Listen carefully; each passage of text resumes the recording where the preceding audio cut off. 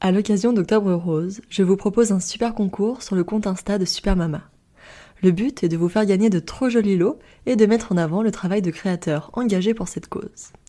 Alors si vous souhaitez participer, foncez tout de suite sur le compte Instagram du podcast, le lien est en description et tentez votre chance. Le tirage au sort se fera le 31 octobre. Je vous laisse de suite avec votre épisode du jour.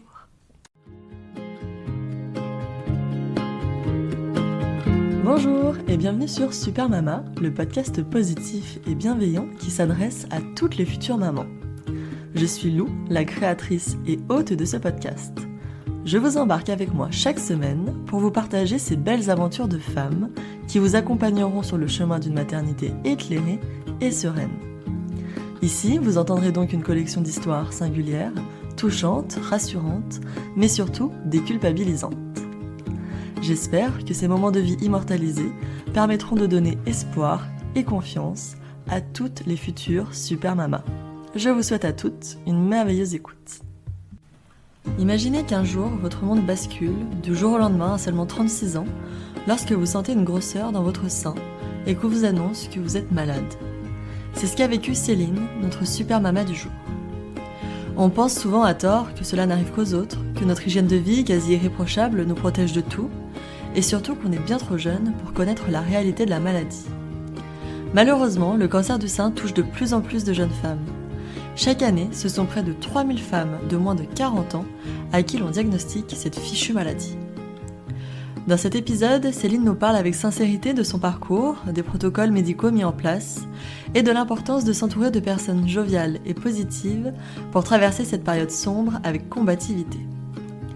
Elle évoque aussi l'importance de préserver sa fertilité féminine lorsqu'on est touché par un cancer si jeune qu'on n'a même pas encore eu le temps de devenir mère. C'est d'ailleurs en rencontrant une professionnelle de santé informée sur ce sujet que Céline a pu congeler plusieurs ovocytes avant ses traitements, ce qui lui a permis d'être aujourd'hui une femme enceinte épanouie, prête à rencontrer sa fille dans quelques semaines. Céline m'a époustouflée par sa rage de vivre et sa positivité incroyable face aux épreuves vécues. Un récit fort, poignant, qui nous montre que même après avoir porté la mort, la vie finit toujours par triompher. Bonjour Céline, merci beaucoup d'être sur le podcast de Super Mama aujourd'hui avec moi. Est-ce que tu peux, s'il te plaît, te présenter en quelques mots?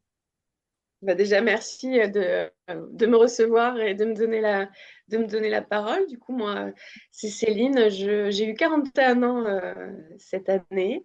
Ouais. Je vis dans le sud-ouest de la France, au bord de l'océan.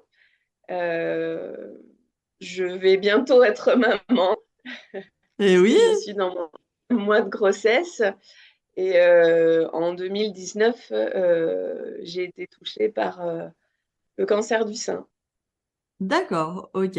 Alors pour nous remettre un petit peu dans le contexte, Céline, dans quel cadre familial tu as grandi, de qui était composée ta famille? Est-ce que tu avais des frères et sœurs? Raconte-nous un petit peu ton enfance. J'ai grandi au sud de Bordeaux, dans un petit village assez privilégié, on va dire. J'ai eu la chance de grandir avec mes deux parents et auprès de ma sœur aînée. Donc, j'ai une grande sœur qui a 7 ans de plus que moi. D'accord. Voilà, donc c'était une vie, pardon, pas très loin d'une grande ville, mais à la campagne. Donc vraiment, j'ai eu un cadre de vie vraiment très privilégié avec une enfance très heureuse, pleine d'amour. Wow, Voilà. génial. Et toi, en termes de maternité, est-ce que tu te projetais vers une maternité? À quel moment dans ta vie? Qu'est-ce que tu en pensais de ces sujets-là? Moi, quand j'étais plus jeune, j'avais un peu planifié ma vie, en fait. Ouais. Je m'étais dit, voilà, à 30 ans, je veux être mariée, être maman, avoir une maison comme celle dans laquelle j'avais grandi, en fait. Donc, Ouais. bon, c'est pas du tout ça qui s'est passé, Souvent, mais voilà, c'était ça le projet au départ. Ok, et du coup, comment s'est passée ta jeunesse? À quel moment t'as rencontré des garçons? Comment s'est passée ta vie amoureuse? Moi, j'ai eu alors, des garçons, il y en a eu, j'en ai eu, j'ai eu plein d'amoureux quand j'étais plus jeune, mais j'avais un petit côté quand même garçon manqué et j'avais surtout plein de copains garçons. Ouais. Après, moi, j'étais un peu on va dire que les vraies histoires ont commencé quand j'avais 18 ans. Donc, moi, j'ai vraiment pris le temps des choses.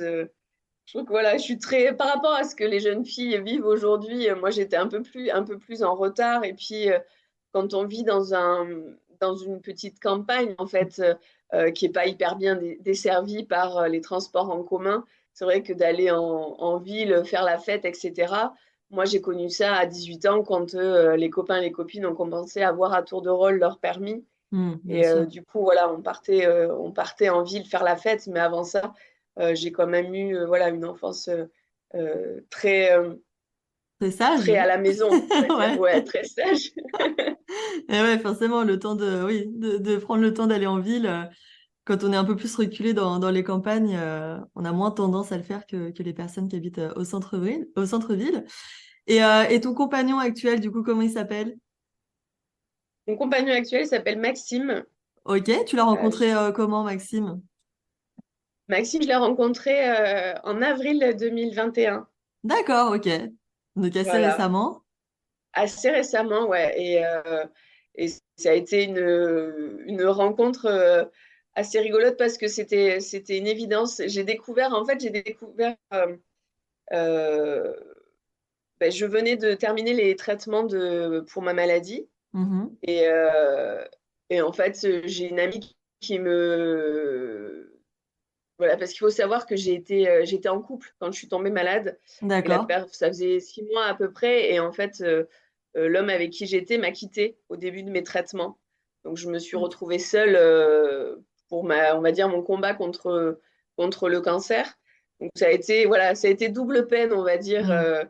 de gérer tout ça. Mais au final, je l'en remercie parce que du coup, ben, quelques temps plus tard, j'ai eu la chance de rencontrer Maxime et en fait, c'est une amie qui m'a incité à me mettre sur les sites de rencontres et notamment sur Facebook. Alors, je savais pas qu'il y avait une appli de rencontre Ouais, sur Facebook. c'est vrai.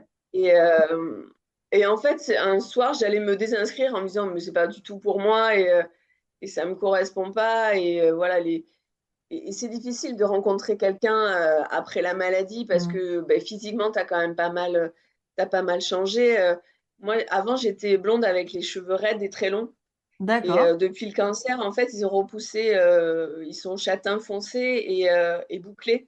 Ah Donc, rien ouais. à voir, tu vois, physiquement, je suis plus la même personne. Mm. Et déjà, tu as une reconstruction identitaire à faire par rapport à toi. Et du coup, d'aller rencontrer un homme, je trouve que c'est pas facile. C'est En sûr. fait, parce Ouais. que tu sais plus trop qui tu es. Et c'est un truc tout bête, mais sur les sites de rencontres, en fait, tu mets des photos de toi. Mm. Et je savais pas quelle photo mettre, en fait, parce que bah, à l'époque, j'avais encore les cheveux assez courts Ouais. et ça me correspondait pas finalement, parce que pour moi, j'ai toujours été la blonde avec les cheveux hyper longs, tu vois, le look un peu surfeuse. Et là, j'étais plus du tout cette personne-là. Donc, arriver, arriver à me présenter et à être moi-même alors que je savais pas qui j'étais moi-même, Mm. c'était pas facile, Bien en sûr. fait. Et du coup, au début, j'avais mis un panel de photos. Ça partait un peu dans tous les sens. Mon ami qui m'avait incité à aller sur les sites m'avait dit, mais non, mets des photos actuelles, en fait, des photos de toi. Ce qui était compliqué parce que j'avais des cheveux très courts sur la plupart des photos et je trouvais que j'avais l'air d'un petit garçon. Ouais, bah oui, bien sûr. Et, euh, et du coup, j'avais mis. Alors, c'est assez rigolo parce que tu pouvais mettre de mémoire sur ta présentation ce que tu aimais faire, ce que tu aimerais faire. Et en fait, j'avais marqué que je pratiquais le yoga, voilà, que je pratique beaucoup, et que je rêvais d'apprendre à surfer. Ok. Et en fait, le soir où je voulais me désinscrire, Maxime m'a envoyé un message en disant qu'il m'échangeait des cours de yoga contre des cours de surf. Et j'ai trouvé cette approche absolument géniale. Et ça a de suite matché, en fait, tous les deux, parce que il ne m'a. Et en plus, j'étais absolument horrible avec lui parce que je lui ai déballé, en gros, tout le packaging de Mm. voilà, j'ai eu un cancer, j'ai subi ça, etc. Euh, je sais pas si toi, tu as envie d'avoir des enfants, mais peut-être que je pourrais jamais en avoir à cause de la chimiothérapie. Toi, Mm. enfin, vraiment, je lui ai tout déversé. Et en fait, c'est comme si ça avait glissé sur lui. En fait, il n'a pas Ouais, du c'est tout. dingue. Enfin, il a zappé en fait tout ça et il s'est intéressé à la personne que j'étais. J'ai trouvé ça absolument fabuleux parce que j'avais pu échanger avec d'autres hommes avant qui, eux, étaient focus sur le cancer, Hmm. sur voilà tous les à côté, etc. Et qui ne m'ont jamais plus reparlé derrière. Et avec Maxime, ça a été absolument une évidence dès le début. Et finalement, bah, à partir de ce soir-là, on a commencé à discuter et puis on a commencé à se voir. En plus, c'était génial parce que c'était à l'époque où il y avait encore les couvre-feux. Ouais. Donc, en plus, on habitait pas très loin à l'époque. On habitait à 15 minutes à peu Mhm. près. Mais du coup, quand on se voyait en catimini. Donc, on allait sur une plage un peu isolée. Et le soir, quand on devait repartir chacun de notre côté, c'était voilà, faire attention. Est-ce que tu as vu la gendarmerie? Ouais, il y avait un côté un peu C'était hyper excitant. rigolo. Il y avait ce côté où on allait au-delà des règles. Ouais, Donc, ouais. c'était assez rigolo. Et depuis, ben, on s'est jamais quitté en fait. Enfin, tout a déroulé. Finalement, pour certains, tu peux avoir l'impression que notre histoire, elle est allée hyper vite. Parce que c'était voilà, en avril 2021, donc ça fait que 2 ans. Ouais. Mais enfin, pour nous, c'est une évidence. Les choses s'enchaînent et c'est voilà, c'est simple, ça roule. Et pour nous, voilà, on est dans le vrai. Je pense que pour lui aussi, enfin moi en tout cas, je suis à ma juste place. Et pour moi, voilà, tout est simple avec lui. Quand je lui ai présenté mes amis, j'ai trouvé ça hyper rigolo parce que de suite, en fait, bah, mes amis l'ont adopté comme s'il faisait partie du groupe Ouais. depuis toujours, en fait. Et vraiment, il a sa place pleine et entière. Et enfin, je trouve ça, tu vois, vraiment, tout est facile et simple et c'est cool, quoi. Bah ouais, à t'entendre, ça a l'air hyper fluide et c'est génial les histoires comme ça.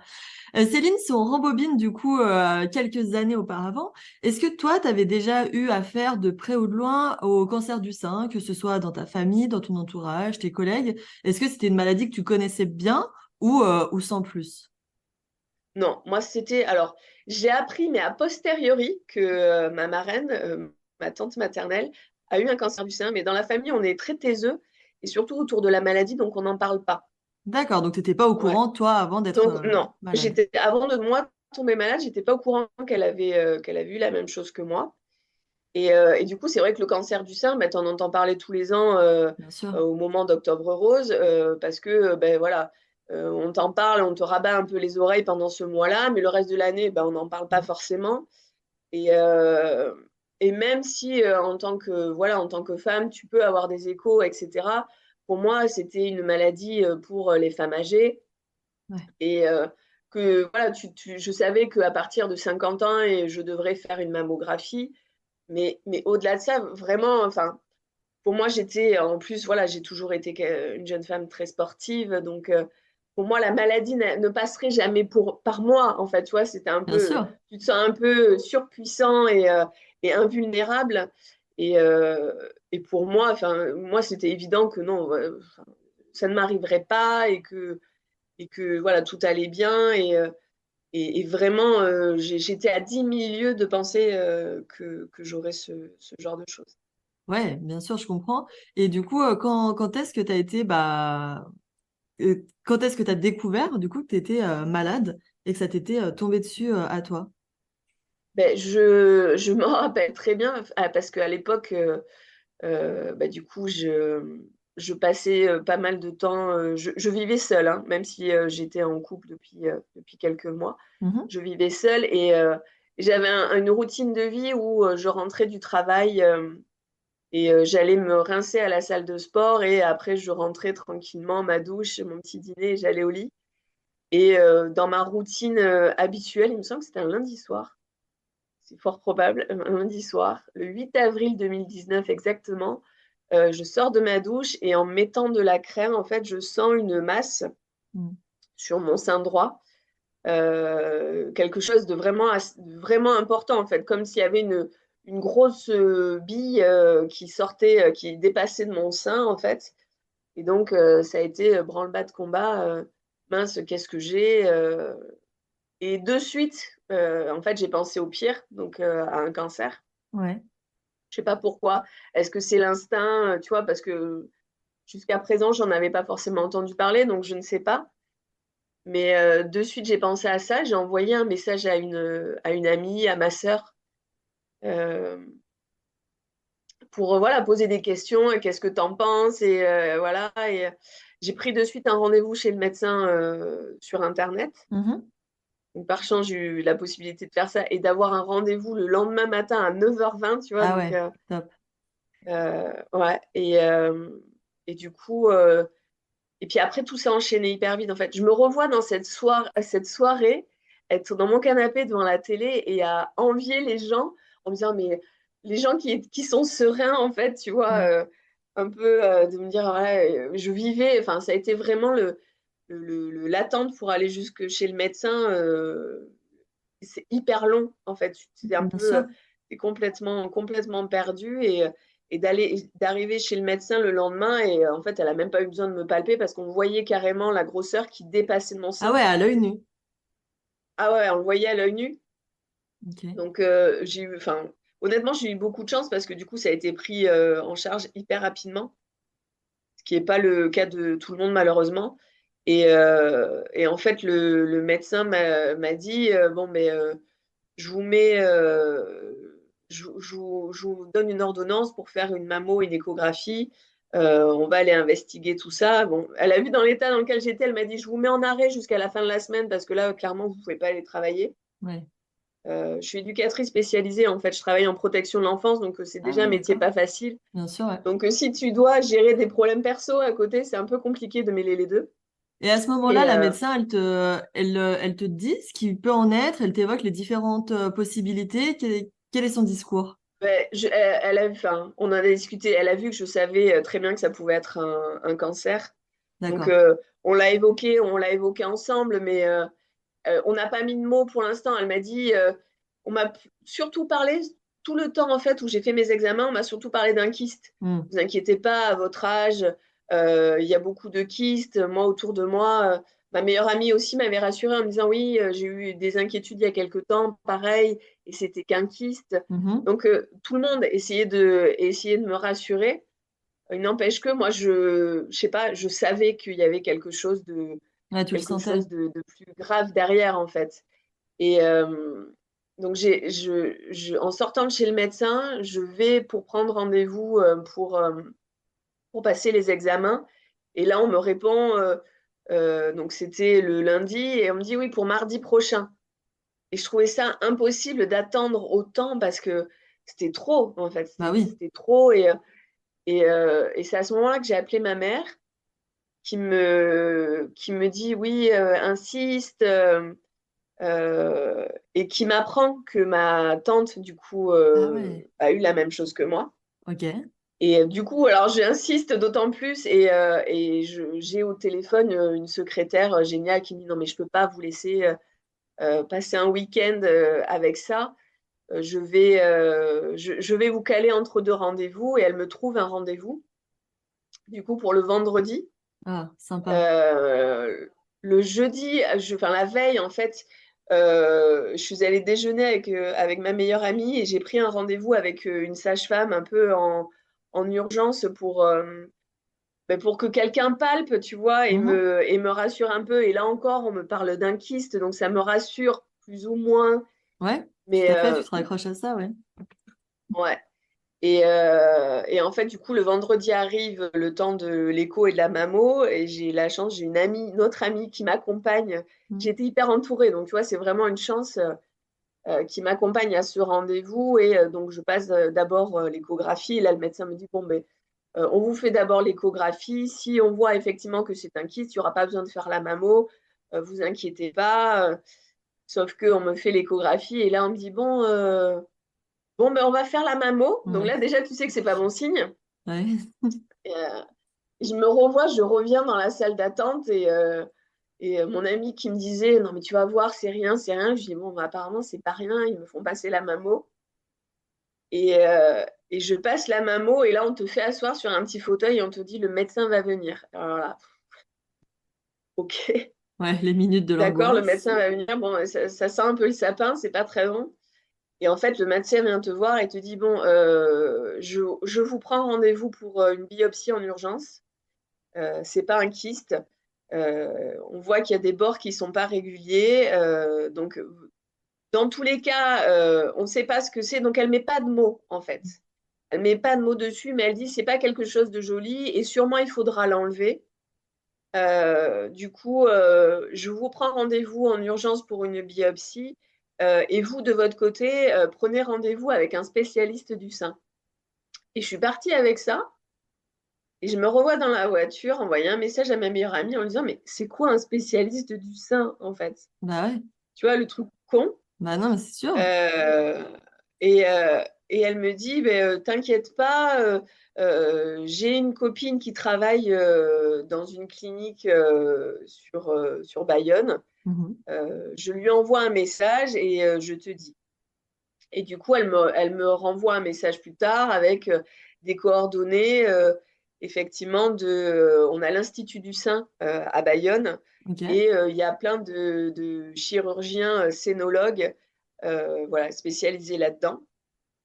Et du coup, le lundi matin, juste avant mon rendez-vous pour la biopsie, je vais revoir ma généraliste pour qu'elle prolonge mon arrêt. Ouais. Et je discute un petit peu de tout ce que j'ai vécu. Et elle me dit, ben, donnez-moi les coordonnées que votre ami vous a transmis. Et je vais, moi, prendre rendez-vous pour vous. Ok, Et super. en fait, l'après-midi, je réalisais la biopsie. Et en fait, pendant que je réalisais la biopsie, ma généraliste avait téléphoné donc à l'Institut du sein et avait réussi à m'avoir un rendez-vous avec une des chirurgiennes là-bas. Et du coup, après, ça s'est enchaîné parce que c'est la chirurgienne du coup qui m'a donné les résultats de la biopsie. Mhm. Qui, Ah non, attends. Ça s'est pas passé exactement comme ça. Au final, ma généraliste a eu les résultats de la biopsie. Ah, Et en fait, ok. je devais aller voir la chirurgienne je sais plus, je crois que c'était le 24 avril. Et en Mhm. fait, la veille, je suis allée voir ma généraliste. Je sais plus pourquoi, pour soit une prolongation d'arrêt, soit pour une lettre, je sais plus pourquoi. Et en fait, je me souviens, je partais au yoga. Donc j'étais habillée, j'avais ma tenue pour le yoga. Et en fait, je devais juste faire un passage chez ma généraliste et en fait, je m'assois dans son bureau et là, elle me regarde, elle me dit, bon, mais j'ai eu vos résultats, c'est un cancer. Et en fait, elle m'a balancé ça Ah euh, ouais, comme une alors bombe. que, ouais, alors que le lendemain, en fait, j'avais prévu d'être accompagnée au cas où il y aurait une mauvaise nouvelle, etc. Et là, en fait, je me suis retrouvée hyper con dans son cabinet. Et là, tu sais pas quoi faire, en fait. Ah Je, bah je ouais. me je suis rentrée chez moi, donc je suis pas allée au yoga. Je suis rentrée chez moi et je me dis, mais je fais quoi en fait? J'ai essayé d'appeler ma sœur qui répondait pas parce que je n'arrivais pas à savoir comment annoncer à ma propre mère que j'avais un cancer. Tu vois, Ah c'était oui, vraiment c'était ça qui un truc te... hallucinant. Ouais, ouais, ça me perturbait vachement parce que d'annoncer à ma mère, voilà, ouais, je suis malade d'une maladie où potentiellement je peux mourir. C'était Ouais. hyper compliqué. Et en fait, j'étais hyper con parce que du coup, j'ai envoyé un message à mon compagnon de l'époque en lui disant, mais est-ce que tu es chez toi? Je peux venir? Et je suis partie chez lui et en fait, on s'est retrouvés cons tous les deux avec cette Avec cette maladie nouvelle. Mm. ouais, et de pas savoir quoi en faire. Donc, ça a été vraiment un moment, tu vois, tu es un peu comme dans un brouillard. Ouais. Tu sais pas quoi faire, quoi dire, etc. Et ben, finalement, j'ai appelé ma mère, je lui ai dit. Et finalement, et puis elle a réagi comme elle réagit tout le temps, en fait. Elle est très combative. Donc Ouais, voilà, dans on va faire l'action. ça et Mm. on va être dans l'action, et etc. Et on va mettre les choses en place, et une chose après l'autre. Et enfin, j'ai trouvé ça génial parce que ça m'a vachement réconfortée. Et puis après, moi, j'ai eu la chance d'avoir une prise en charge qui s'est mise en place très facilement. Dès Ouais, le moment, en d'accord. fait, où le lendemain où j'ai vu la chirurgienne, elle m'a expliqué, voilà, vous avez ce que donne la biopsie, c'est que vous avez un. Alors au début, il pensait que mon cancer était ce qu'on appelle in situ, Ok. donc intracanalaire, c'est-à-dire que le, hormis dans la tumeur, il y a pas de tissu touché à l'extérieur, donc il n'y a pas de risque de propagation. Et du coup, moi, ce qu'elle me disait, donc elle me dit, vous n'aurez sûrement pas besoin de chimiothérapie, il y aura sûrement besoin que de radiothérapie. Donc, on va faire l'opération pour donc une tumorectomie.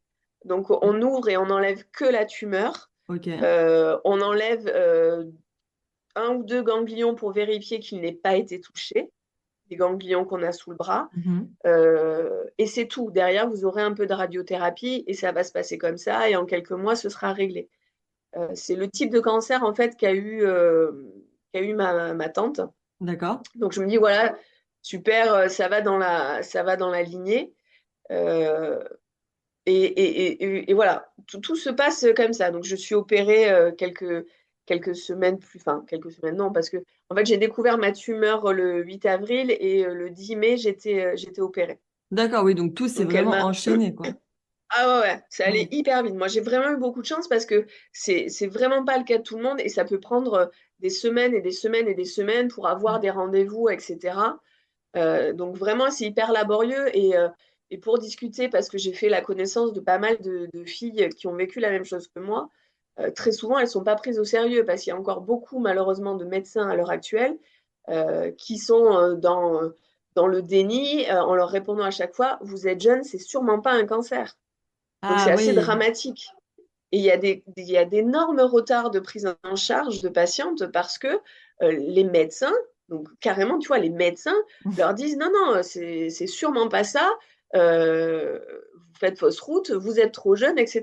Donc moi, j'ai eu la chance que les choses soient prises en charge hyper rapidement. Donc j'ai été opérée le 10 mai. Et, et ensuite, c'est quand j'ai revu la chirurgienne, c'est là qu'elle m'a dit, bon, en fait, il y a eu, après nouvelle analyse alors Ouais. des deux tumeurs, parce qu'ils en ont découvert une plus petite, en fait, cachée derrière la seconde. On a découvert que vous avez un cancer infiltrant, donc hormonodépendant, et HER2 positif. Alors, ça veut dire HER2 positif, ça veut dire qu'il répond à une certaine protéine donc de grade 3. Donc c'est, bon, alors je vais te l'expliquer simplement parce que moi je le comprends comme ça. Ouais. C'est un cancer qui est très agressif, notamment chez les jeunes femmes parce qu'il se reproduit très rapidement. Mhm. Mais c'est un cancer qui se soigne très bien.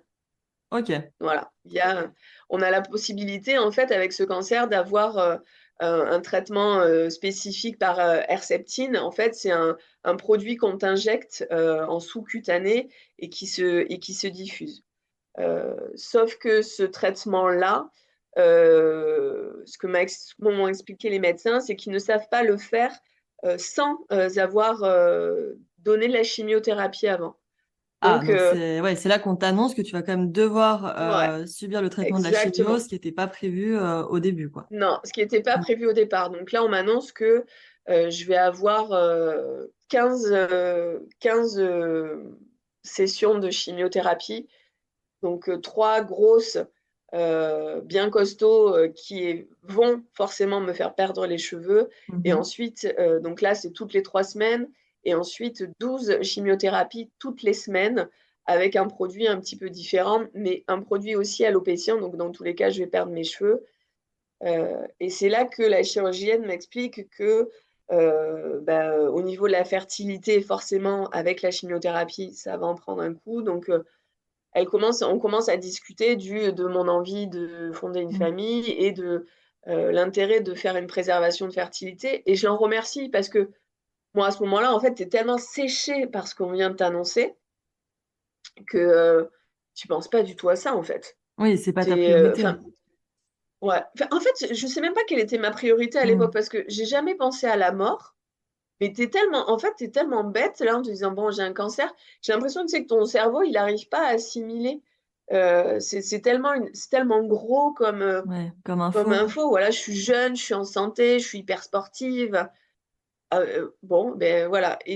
Et en fait, donc, c'est elle qui a calé. Donc, moi, sur Bayonne, ils font pas de préservation de fertilité. Mhm. Ils font que des PMA, on va dire, simples. Ok. Du coup, on m'a orientée vers le CHU de Bordeaux. Enfin, on m'a dit soit Pau, soit Bordeaux. Et en fait, comme mes parents sont à côté de Bordeaux, j'ai choisi Bordeaux pour être voilà, près d'eux. Et en fait, c'est le secrétariat de la chirurgienne qui a pris les rendez-vous pour moi avec le CHU de Bordeaux. Donc, tu vois, vraiment, j'ai été prise en charge, carrément maternée, tu vois, un peu Ouais, mais c'est bien, par tu as eu tout la ça. Et chance ça a de été, tomber sur des ah ouais, professionnels qui sont au courant, qui sont là pour t'aider, pour t'accompagner, et ça t'enlève aussi une charge mentale, toi, en tant que patiente, ah ouais. Et vraiment, vraiment, enfin, importante. puis génial, tu vois. Et elle s'est même, tu vois, elle m'a même soutenue dans le sens où, tu vois, l'oncologue, lui, que j'avais pas encore rencontré, bataillait pour que je commence la chimiothérapie le plus rapidement possible, ce Ouais. qui s'entend. Euh, mais clairement, lui, la préservation de fertilité, il en avait rien à faire. Et elle a insisté, en fait, en disant, mais si, c'est important, elle est encore jeune, elle a besoin, tu vois, Ouais, parce que, enfin, heureusement que et ça, t'as je trouve croisé le ça, chemin de cette femme. ouais.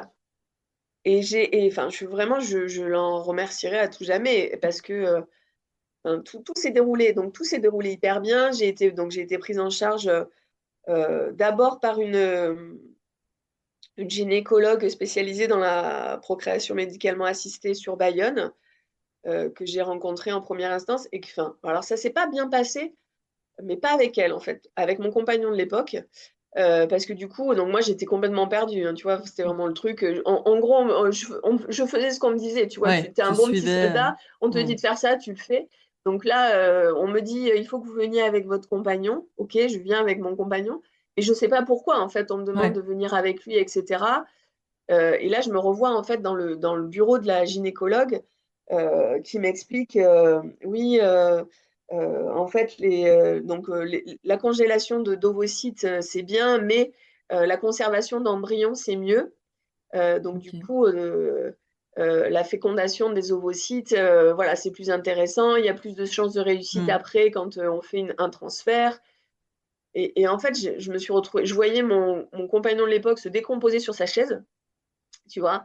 Et ça a été hyper violent pour moi parce que déjà, toi, tu es mal de ce que tu es en train de vivre. Et si tu veux, lui, en sortant de ce rendez-vous, limite, m'a fait des reproches comme si je l'avais piégé, Ah tu vois, de oui, il l'a pris l'amener à comme ce ça. rendez-vous. Hmm. Ouais, il l'a pris comme ça, voilà, tu veux des enfants à tout, un peu, tu veux des enfants à tout prix. Et je dis, mais attends, j'ai pas choisi d'avoir un cancer.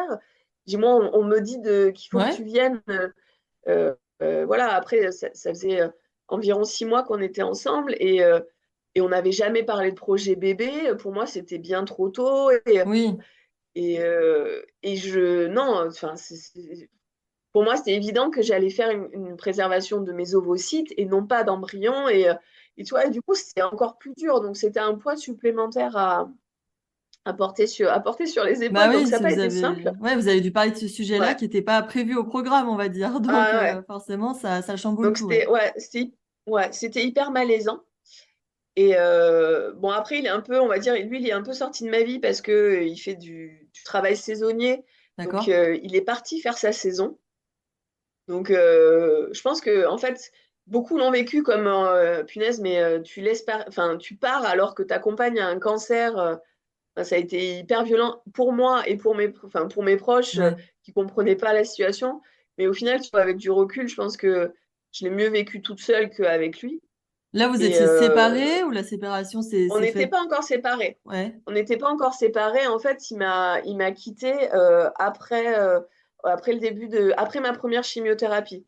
Donc, durant cette période-là, on était encore ensemble, mais lui est parti très rapidement, en fait, Ouais. en saison Mhm. et il n'a pas du tout été présent pour moi. Si tu veux, il m'appelait le soir. Je me souviens, c'était à heure fixe, comme les vieux, tu vois, vers 18h, il m'appelait et on restait, mais en tout et pour tout 3 minutes au Ah téléphone. Donc, oui. je me dis, mais en fait, il en a rien à foutre de ce que moi, je peux vivre, clairement. Enfin, tu vois, Oui, il j'ai n'a pas été l'impression. d'un soutien. Ah non, il m'a servi à rien, en fait. Il a Ouais. été plus un poids que. que autre chose. Voilà. Mais après, je le juge pas parce que on vit la maladie tous différemment et je peux pas dire qu'il a fait ça de façon malveillante. Je pense qu'il s'est plutôt lui protégé de cette situation-là. Voilà, je veux pas juger parce que je sais pas ce qui s'est passé dans sa tête et au final, j'ai pas mal vécu en fait ma situation. J'étais enfin, j'étais hyper entourée. Ouais, En fait, heureusement. ouais, j'ai des proches en or, donc vraiment j'ai été entourée, donc je peux pas lui reprocher. Je me suis pas sentie seule en fait Oui, par t'étais rapport à entourée ça. de ta famille, tes amis.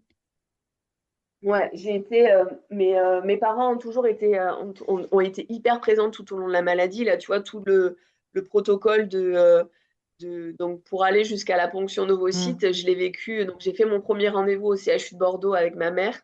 Heureusement qu'elle était là parce qu'on a passé 10 heures Oh. Ah au oui. CHU.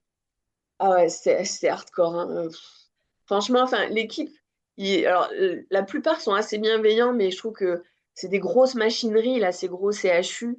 Au final, t'as plein enfin, c'est un peu la cour des miracles en plus, parce que t'as tout le monde qui vient là-dedans, donc t'as un espèce de melting pot. Ouais. Et le service de préservation de fertilité, alors, est à la maternité, donc ce qui est pas cool, parce qu'au final, je me revois en fait dans la salle d'attente aux admissions de la maternité. Donc forcément, tu n'as que des femmes enceintes, mais avec un bidon énorme. Et moi, je n'étais pas très en forme. Je venais d'être opérée, d'être réopérée parce qu'on m'a posé un porte-à-quatre Ah oui.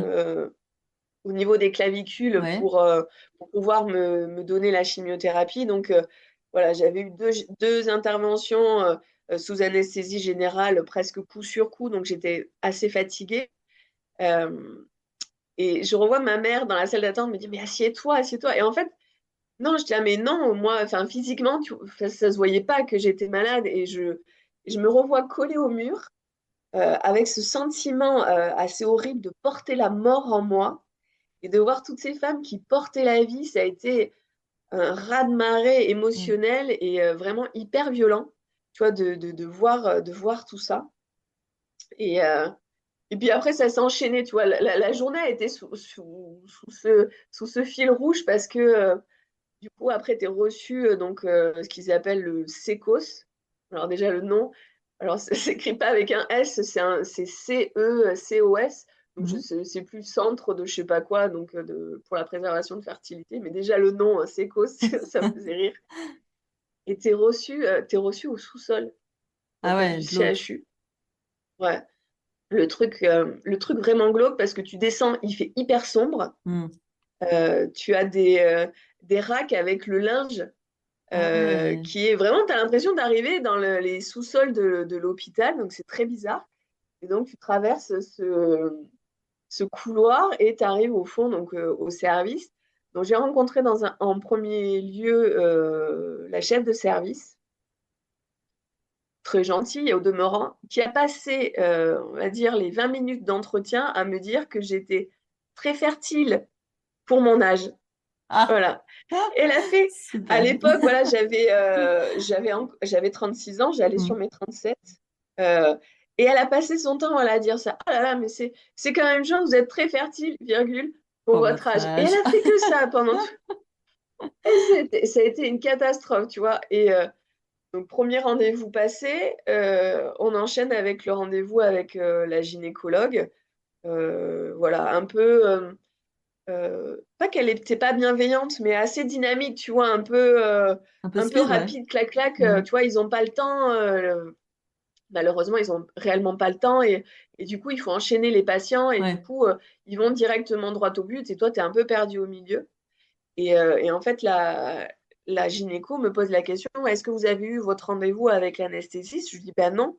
Le secrétariat devait me rappeler. Ils m'ont jamais rappelé. Donc, j'ai pas eu de rendez-vous.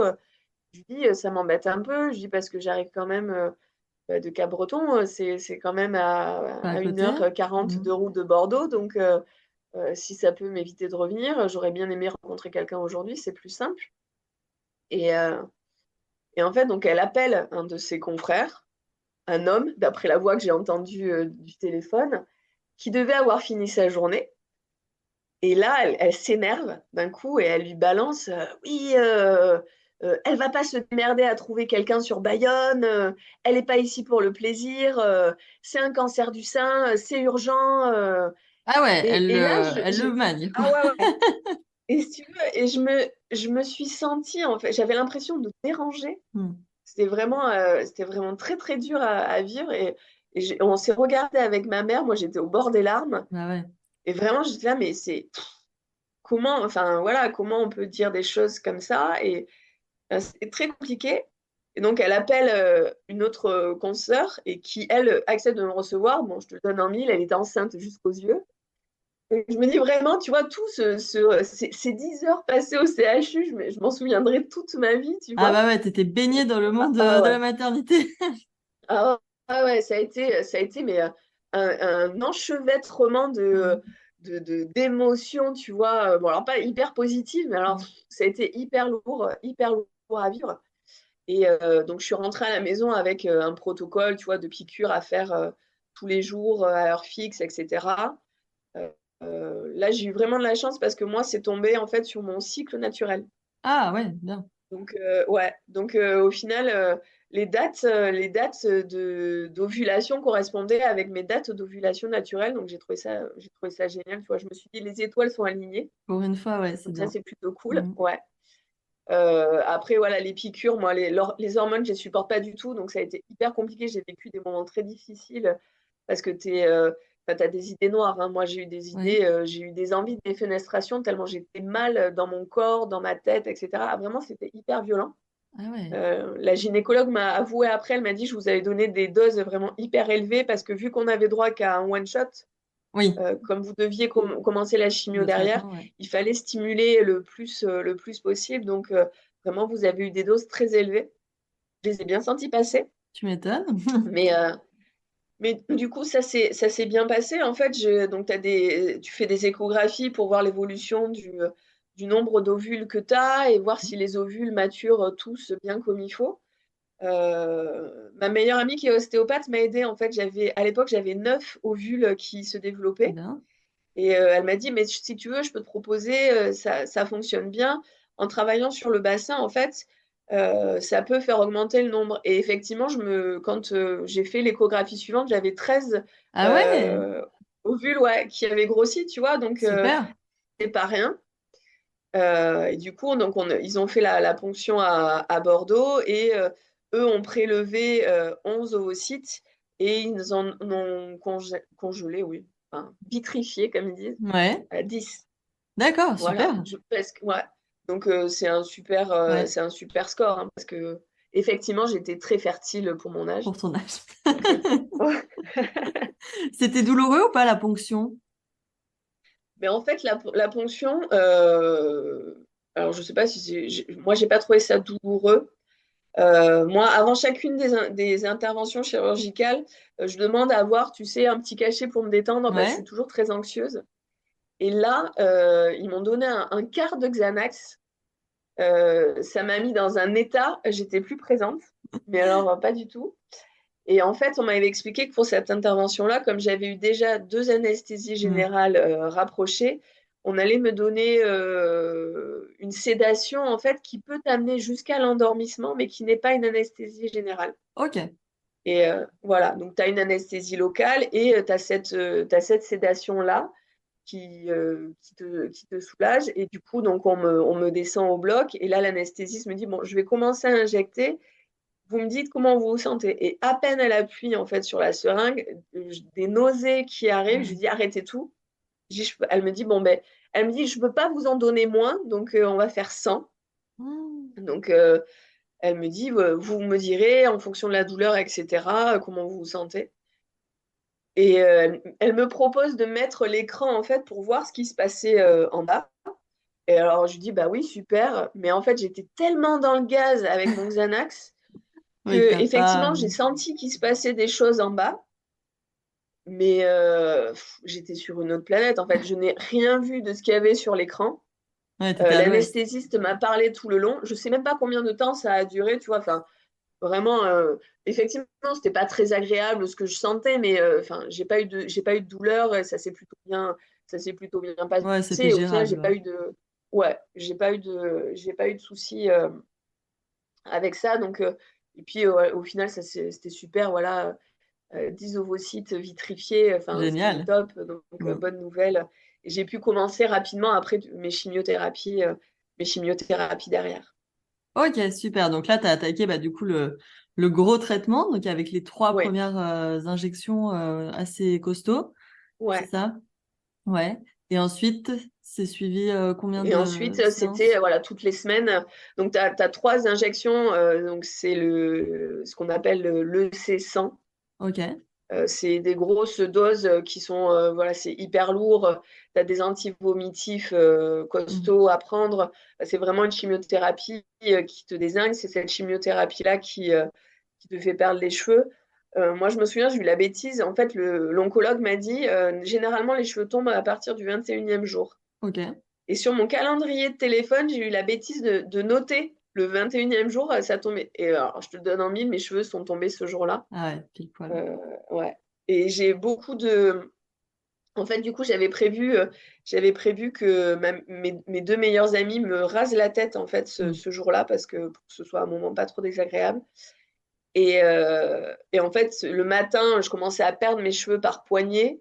Enfin, ça a été une journée épique parce que en plus j'étais en plein déménagement. Mhm. J'ai eu la chance de devenir propriétaire. En fait, j'ai signé mon emprunt 2 mois avant de tomber malade. Ah ouais, ok. Donc, je devenais propriétaire. Ouais, tu vois, tout ça enchaîné, j'ai tout fait en même temps.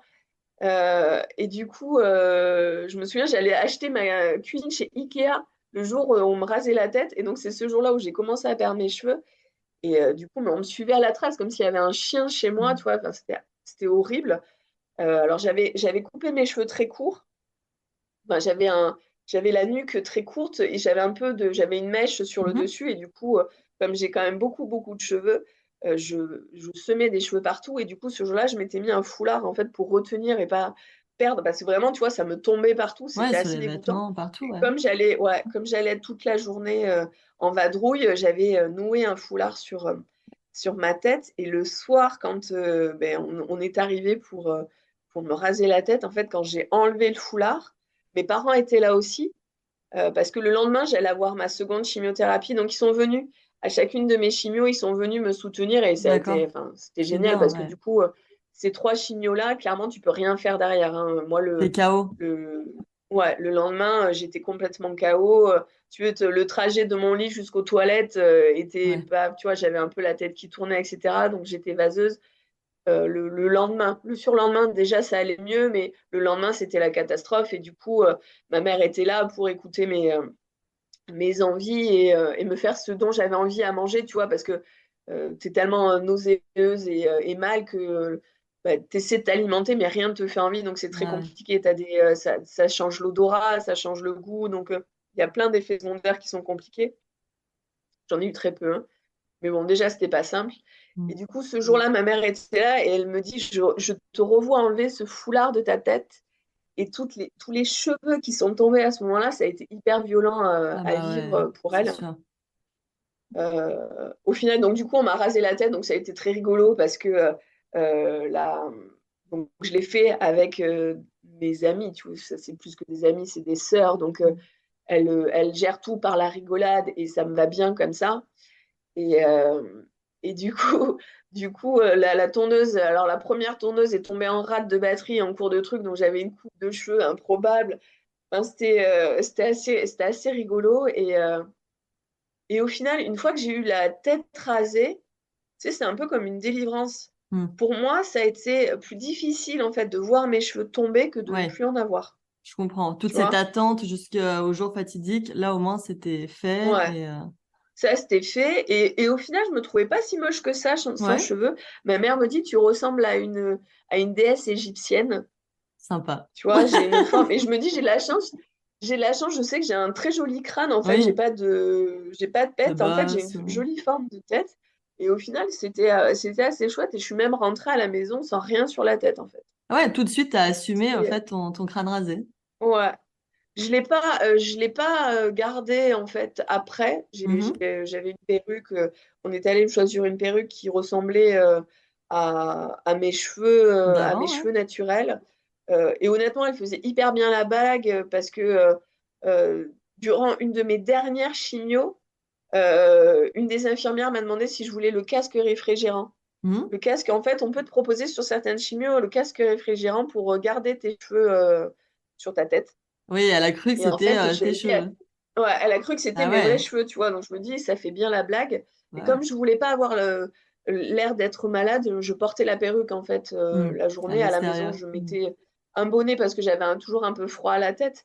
Mais à l'extérieur, je mettais la perruque. Surtout pas parce que ça me gênait d'être sans cheveux, mais parce que j'avais pas envie qu'on voit que j'étais malade en fait. J'avais pas Oui, envie bien sûr, je d'avoir cette comprends. image-là, tu sais, les gens qui te regardent avec pitié, là, qui mettent la tête sur le côté, ah ma pauvre, Hmm. blablabla, et qui sont dans le pathos, j'avais pas envie de ça du tout. Ouais, ouais, ouais, c'est sûr, ouais.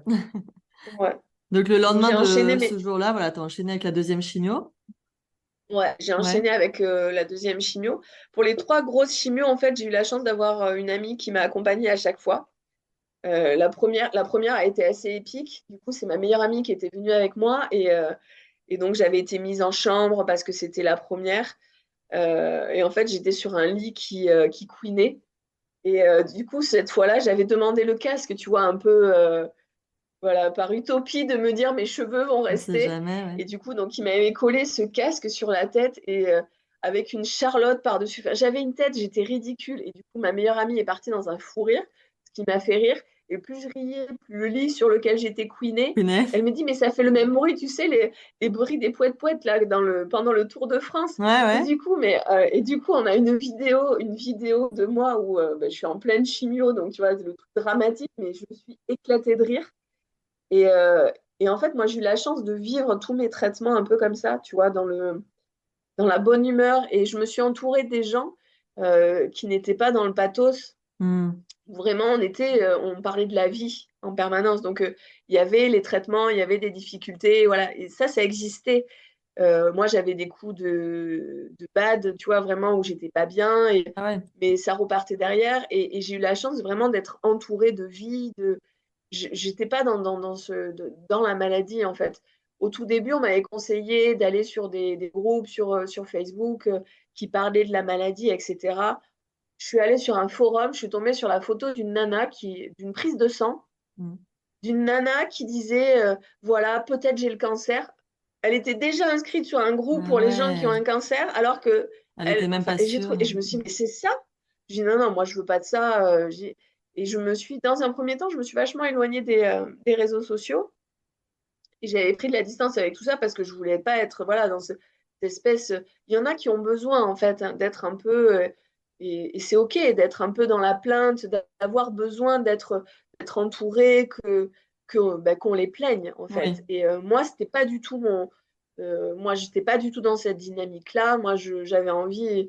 Un peu, tu sais, c'est un peu prétentieux, mais j'avais envie de dire, voilà, moi, j'ai envie d'être plus forte que la maladie, donc je vais faire des choses et je vais être active et j'ai pas arrêté en fait. Tu vois, on te dit la chimiothérapie c'est très dangereux avec le soleil. Bon, moi Mhm. j'habite au bord de l'océan donc forcément le soleil. Et puis vu les dates auxquelles je suis tombée malade, Ouais. forcément le soleil allait faire partie de ma vie. Le premier truc que j'ai fait c'est je me suis acheté un paddle gonflable et j'allais sur le lac à Hossegor tous les fins d'après-midi. En fait, j'étais sur le lac avec, je calais ma perruque avec un chapeau pour pas qu'avec le vent tout parte.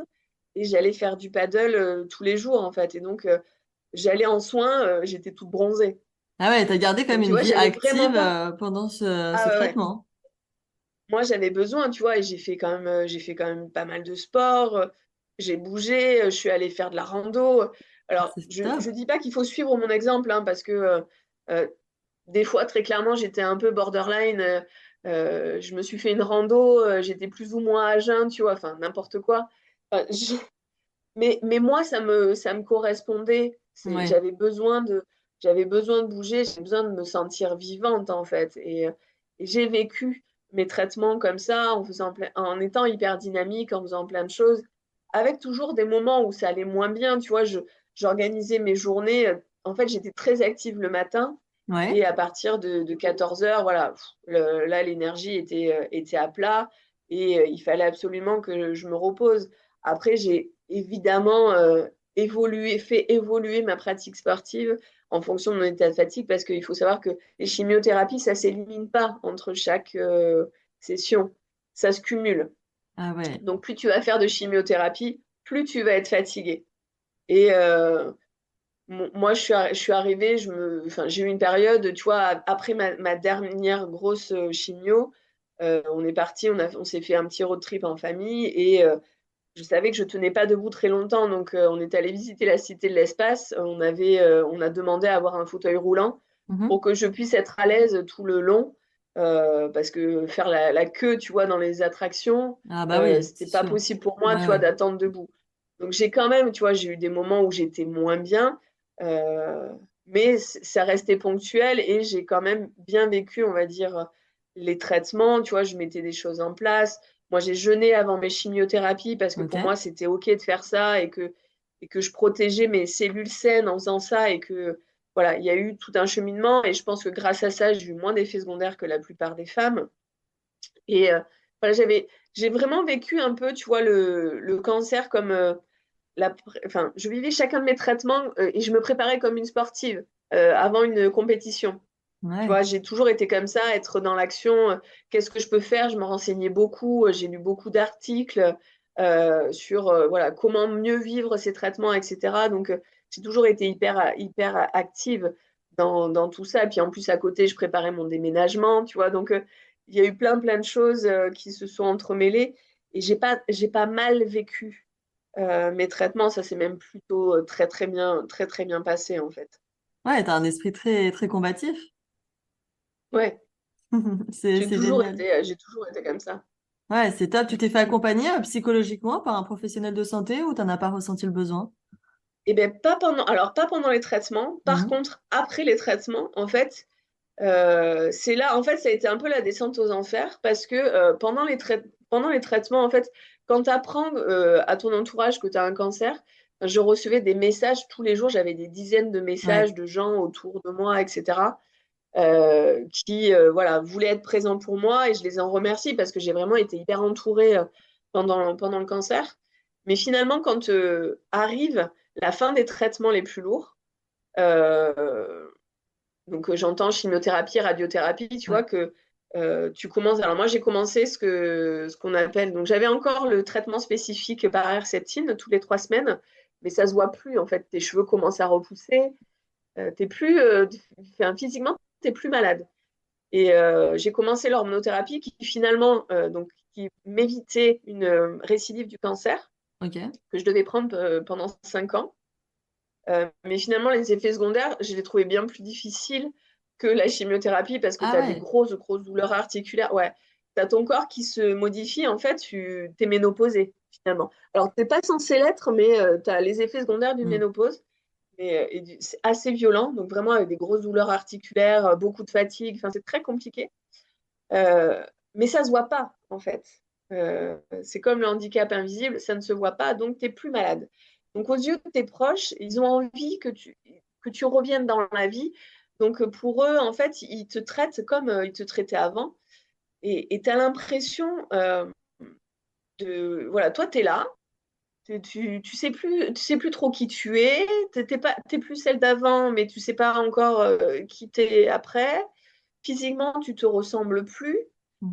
Tu vois, c'est vraiment, pour moi, ça a été hyper violent. Et, euh, et en fait, c'est à ce moment-là que j'ai pris conscience de ce que j'avais traversé aussi. Que finalement, j'avais frôlé la mort. Et ça a été. Et en fait, j'ai déclenché un syndrome de stress post-traumatique.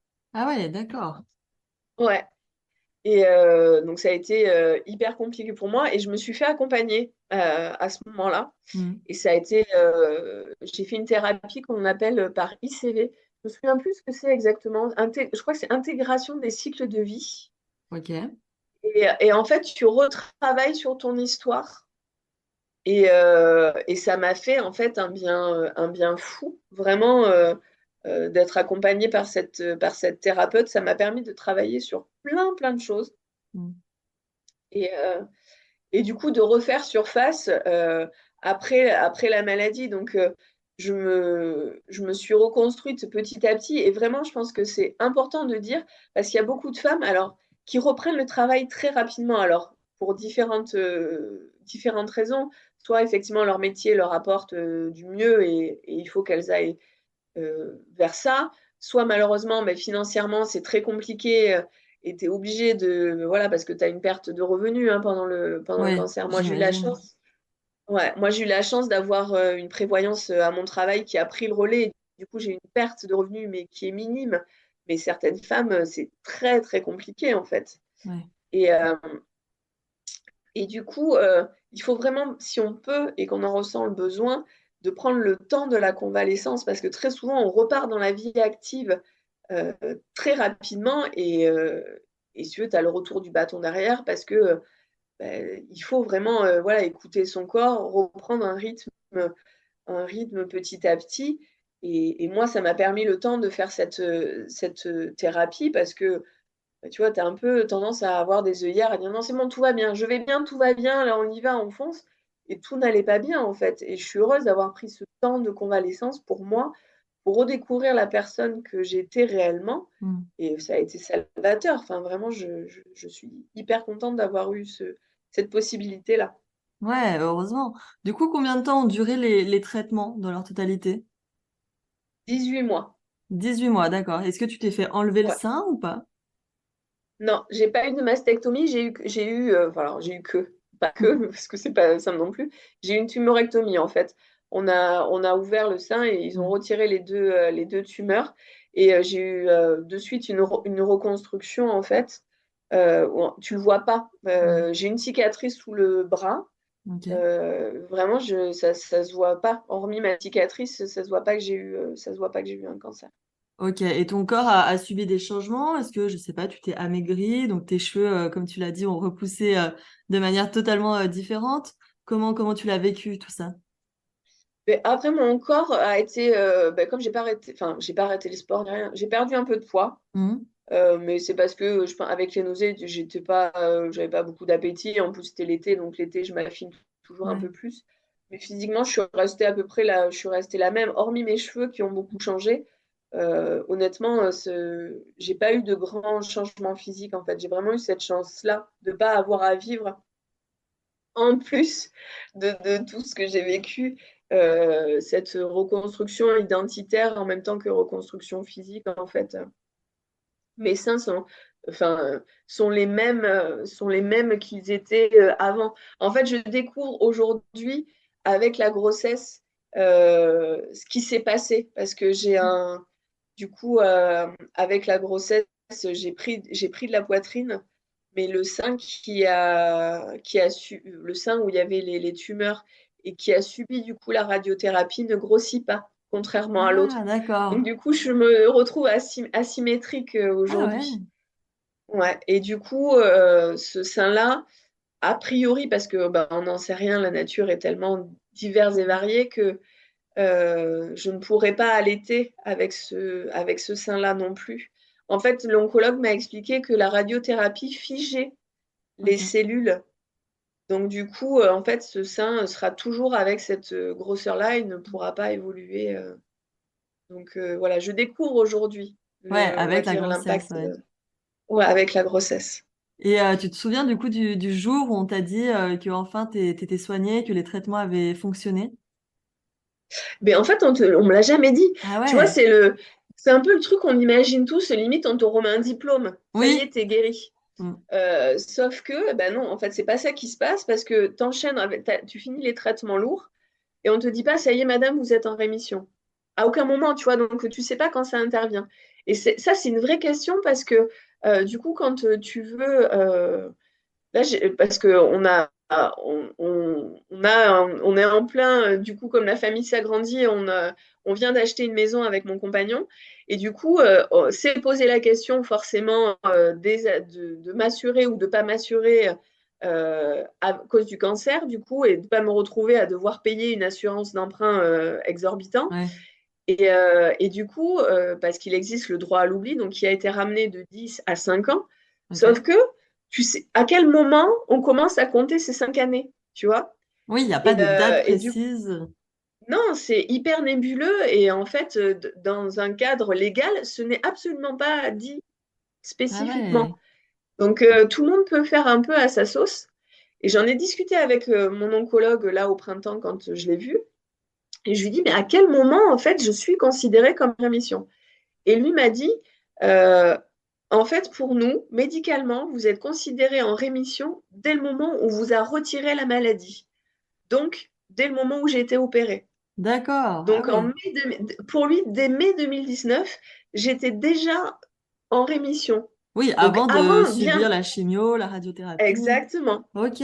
Donc, tu vois, c'est important. Alors, pour lui, c'est ça, mais je me dis, est-ce que pour tous les médecins, c'est la même chose, etc. Hmm. Donc, lui m'a fait un document papier que j'ai conservé, du coup, où il explique, voilà, que pour lui, la rémission intervient à partir de telle date. Ok. Et toi, tu le sais pas, tu vois, toi, tu le sais pas trop. C'est un petit peu, pour moi, dans ma tête, je m'étais dit, ben, c'est à la fin des traitements Oui? par injection. Ben, parce qu'après, du coup, comme moi, j'ai enchaîné avec l'hormonothérapie que j'étais censée prendre pendant 5 ans, je me Ah, dis, mais est-ce d'accord. que c'est à la fin de l'hormonothérapie? Donc, tu vois, ça augmente encore plus les dates. Donc, Mhm.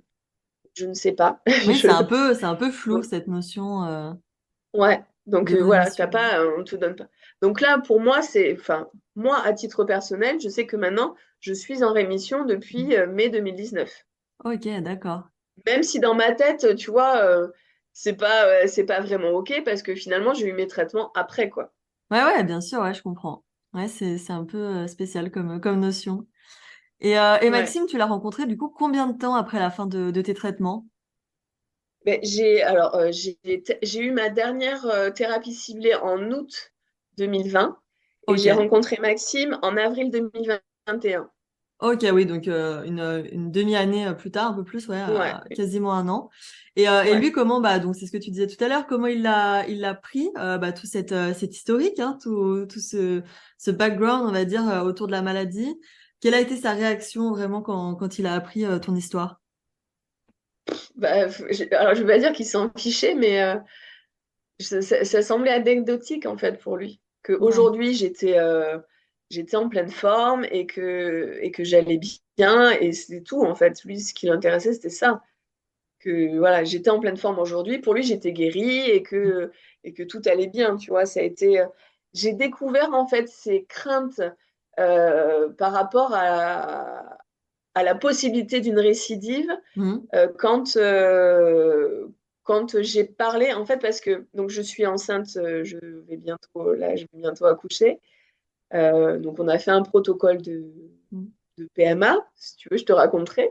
Bah oui, bien sûr. Mais, et du coup, en fait, pour avoir droit à ce projet bébé, il a fallu qu'on mette en pause mon hormonothérapie.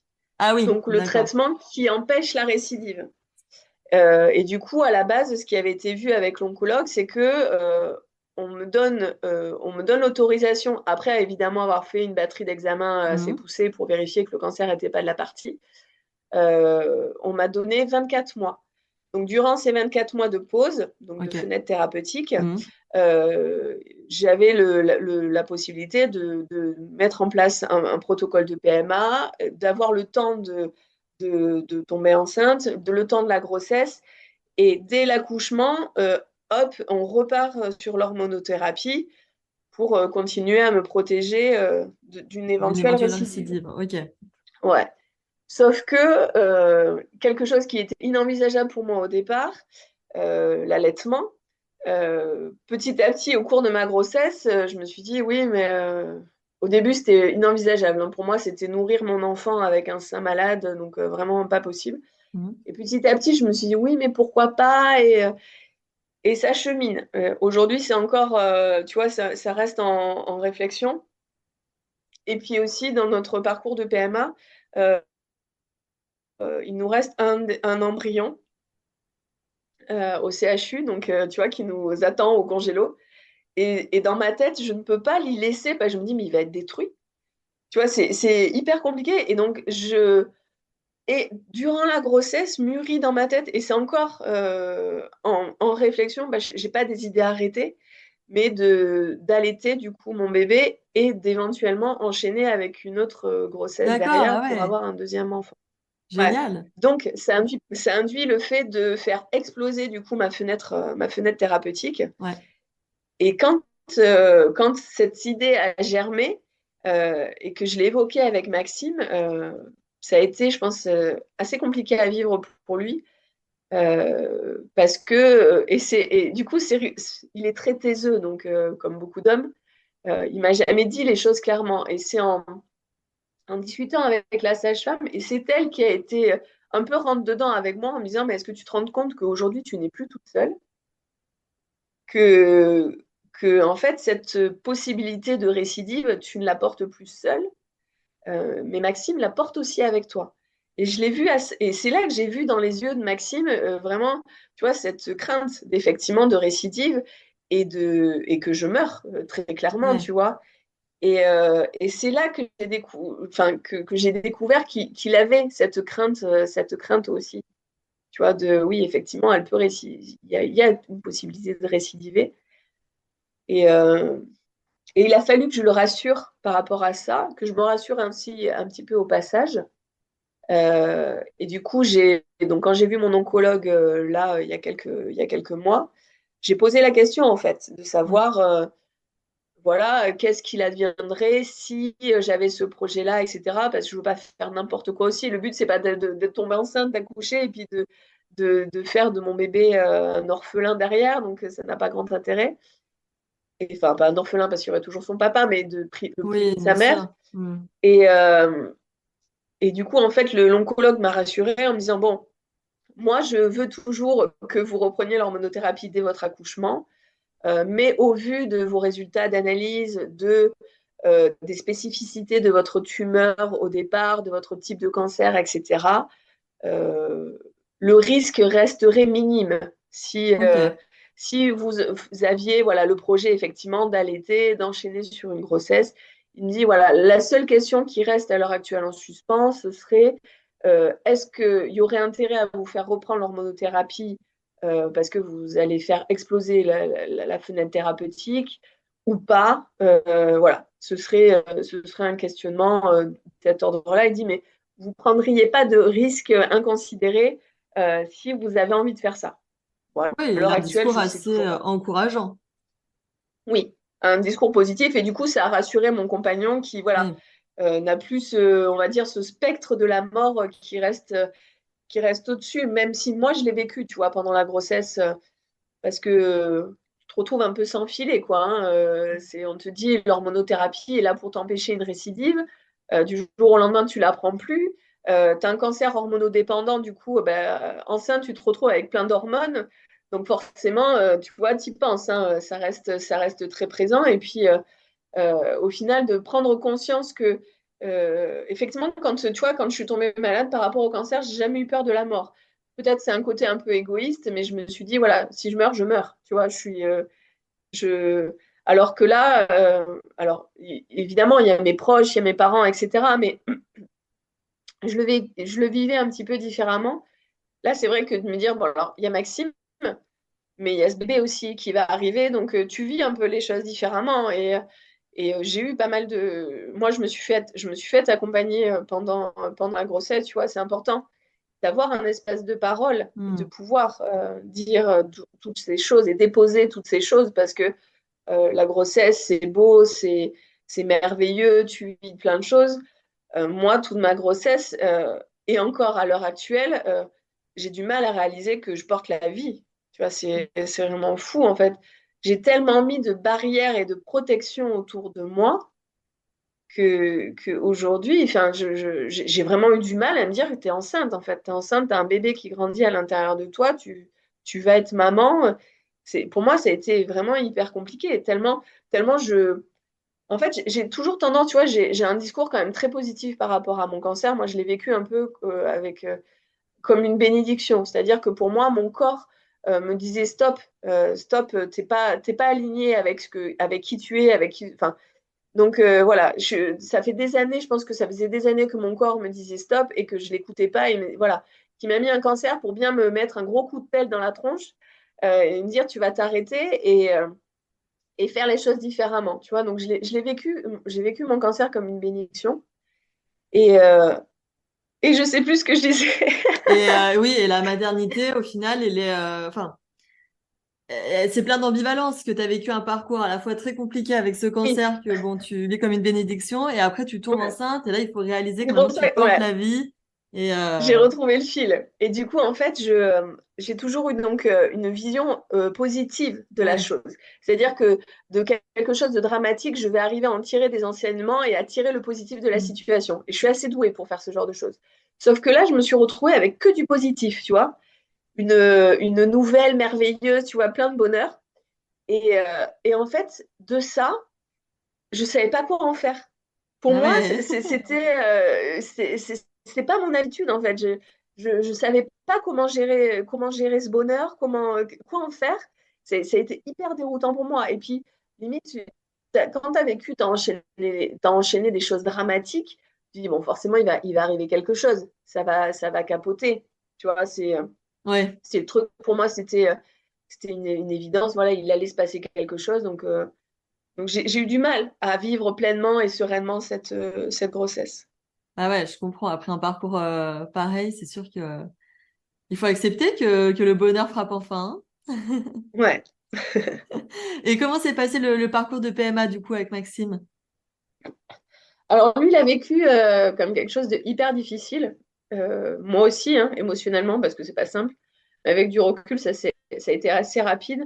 En fait, on nous a, comme une fenêtre thérapeutique de 24 mois, ça semble long, mais c'est très très Mais court, hein. voilà, c'est court, oui. Rapporté à la réalité voilà, de tomber enceinte, ça peut prendre plus ou moins de temps, etc.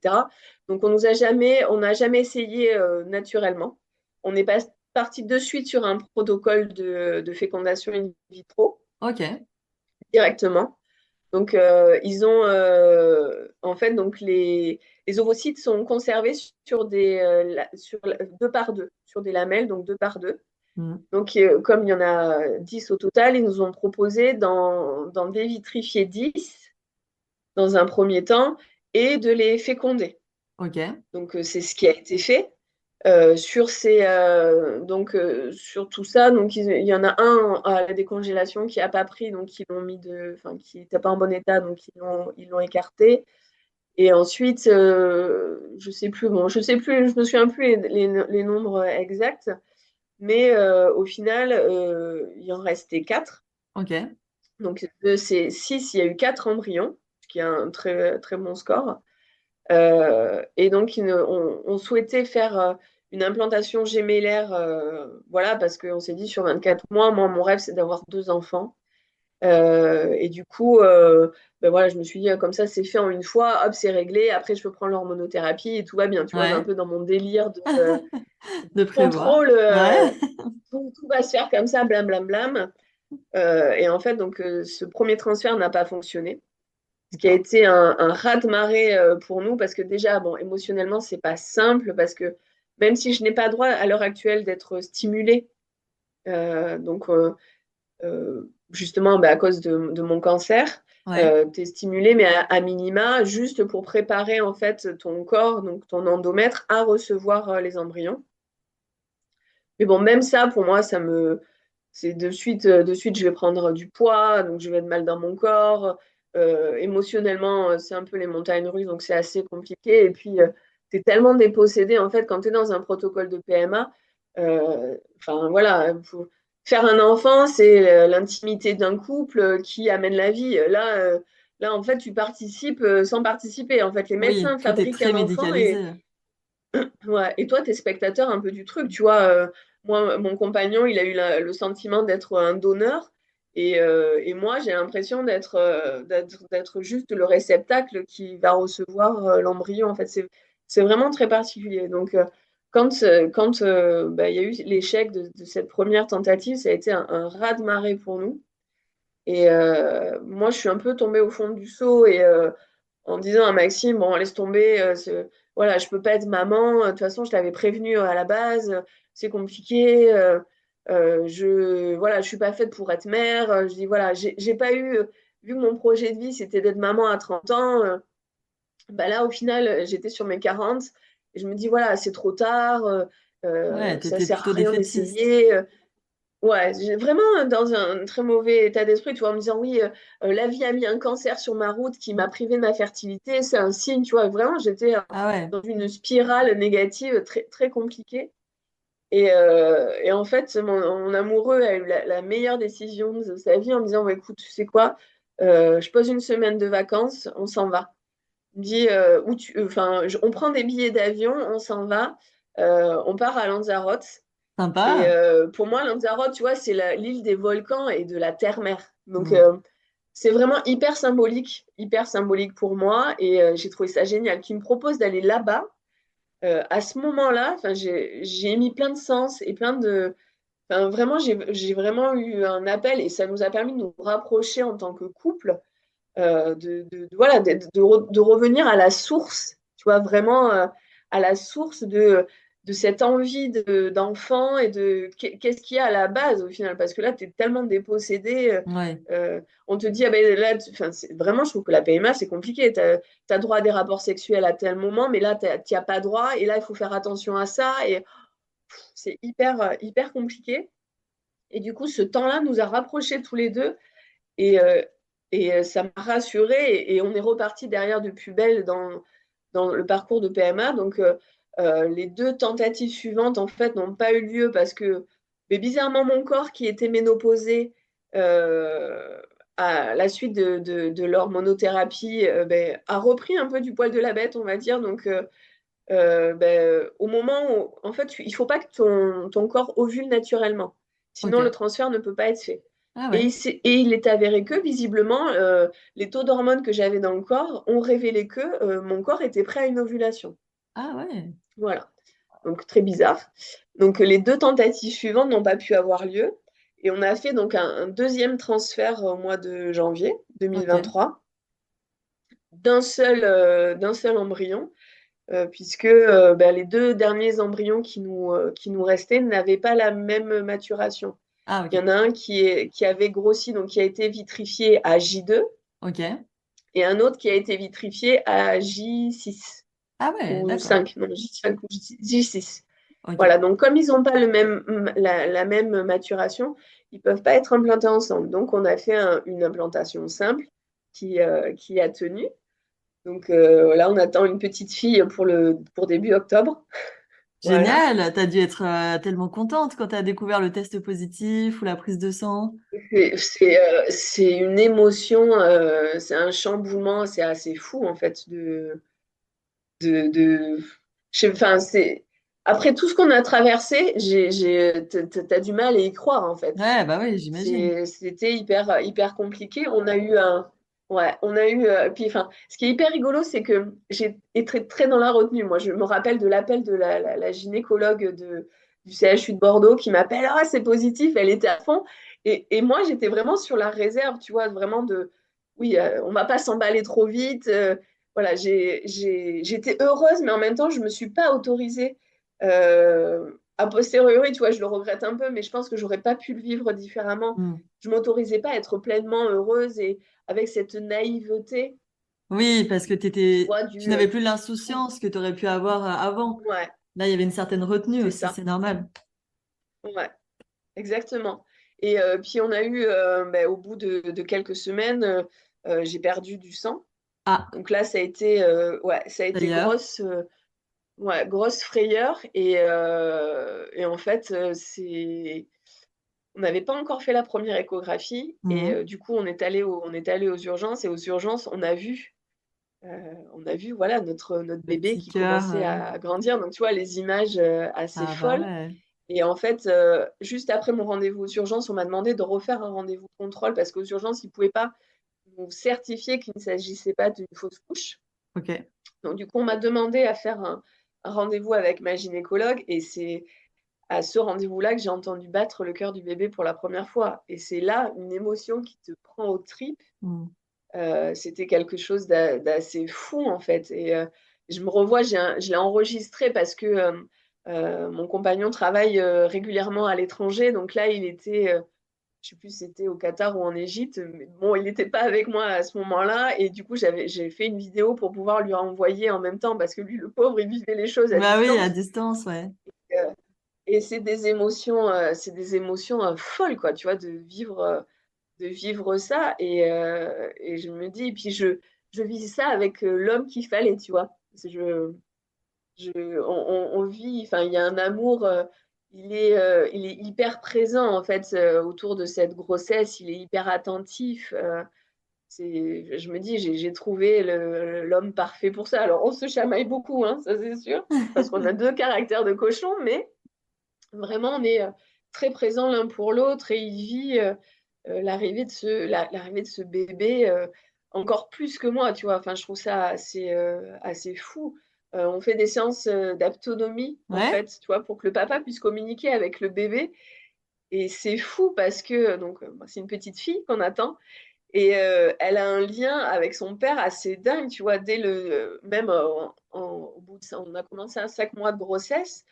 Tu vois, elle était encore assez petite et pouvait beaucoup bouger dans mon ventre. Et dès que Maxime mettait ses mains à un endroit, elle venait, et je sentais, tu vois, qu'elle venait se coller à lui. Je trouve ça assez hallucinant, en Ouais, fait. elle le Il y a vraiment reconnaît. un lien entre eux. Mm. Ah ouais, il y a un lien entre eux qui est fou et je trouve ça absolument génial. Et là, tu vois, c'est rigolo parce qu'on arrive en fin de grossesse et je vois qu'il est à fond et ouais, je trouve ça adorable en fait ce lien et je me dis voilà il aura un lien avec sa fille qui sera dingue, tu vois, j'ai tellement hâte de les voir tous les deux évoluer et Ah grandir bah ouais, ensemble c'est lui en tant que magique. papa et elle. Vraiment il me tarde, tu vois, de vivre tout ça, je trouve ça absolument fou. Ouais, trop cool. Et comment s'est passée ta grossesse? T'es restée hyper active à ce que je vois sur ton compte Ouais, Instagram, ouais. égale à moi-même en fait. Alors j'ai commencé à apprendre le surf il y a un peu plus d'un non, il y a un an.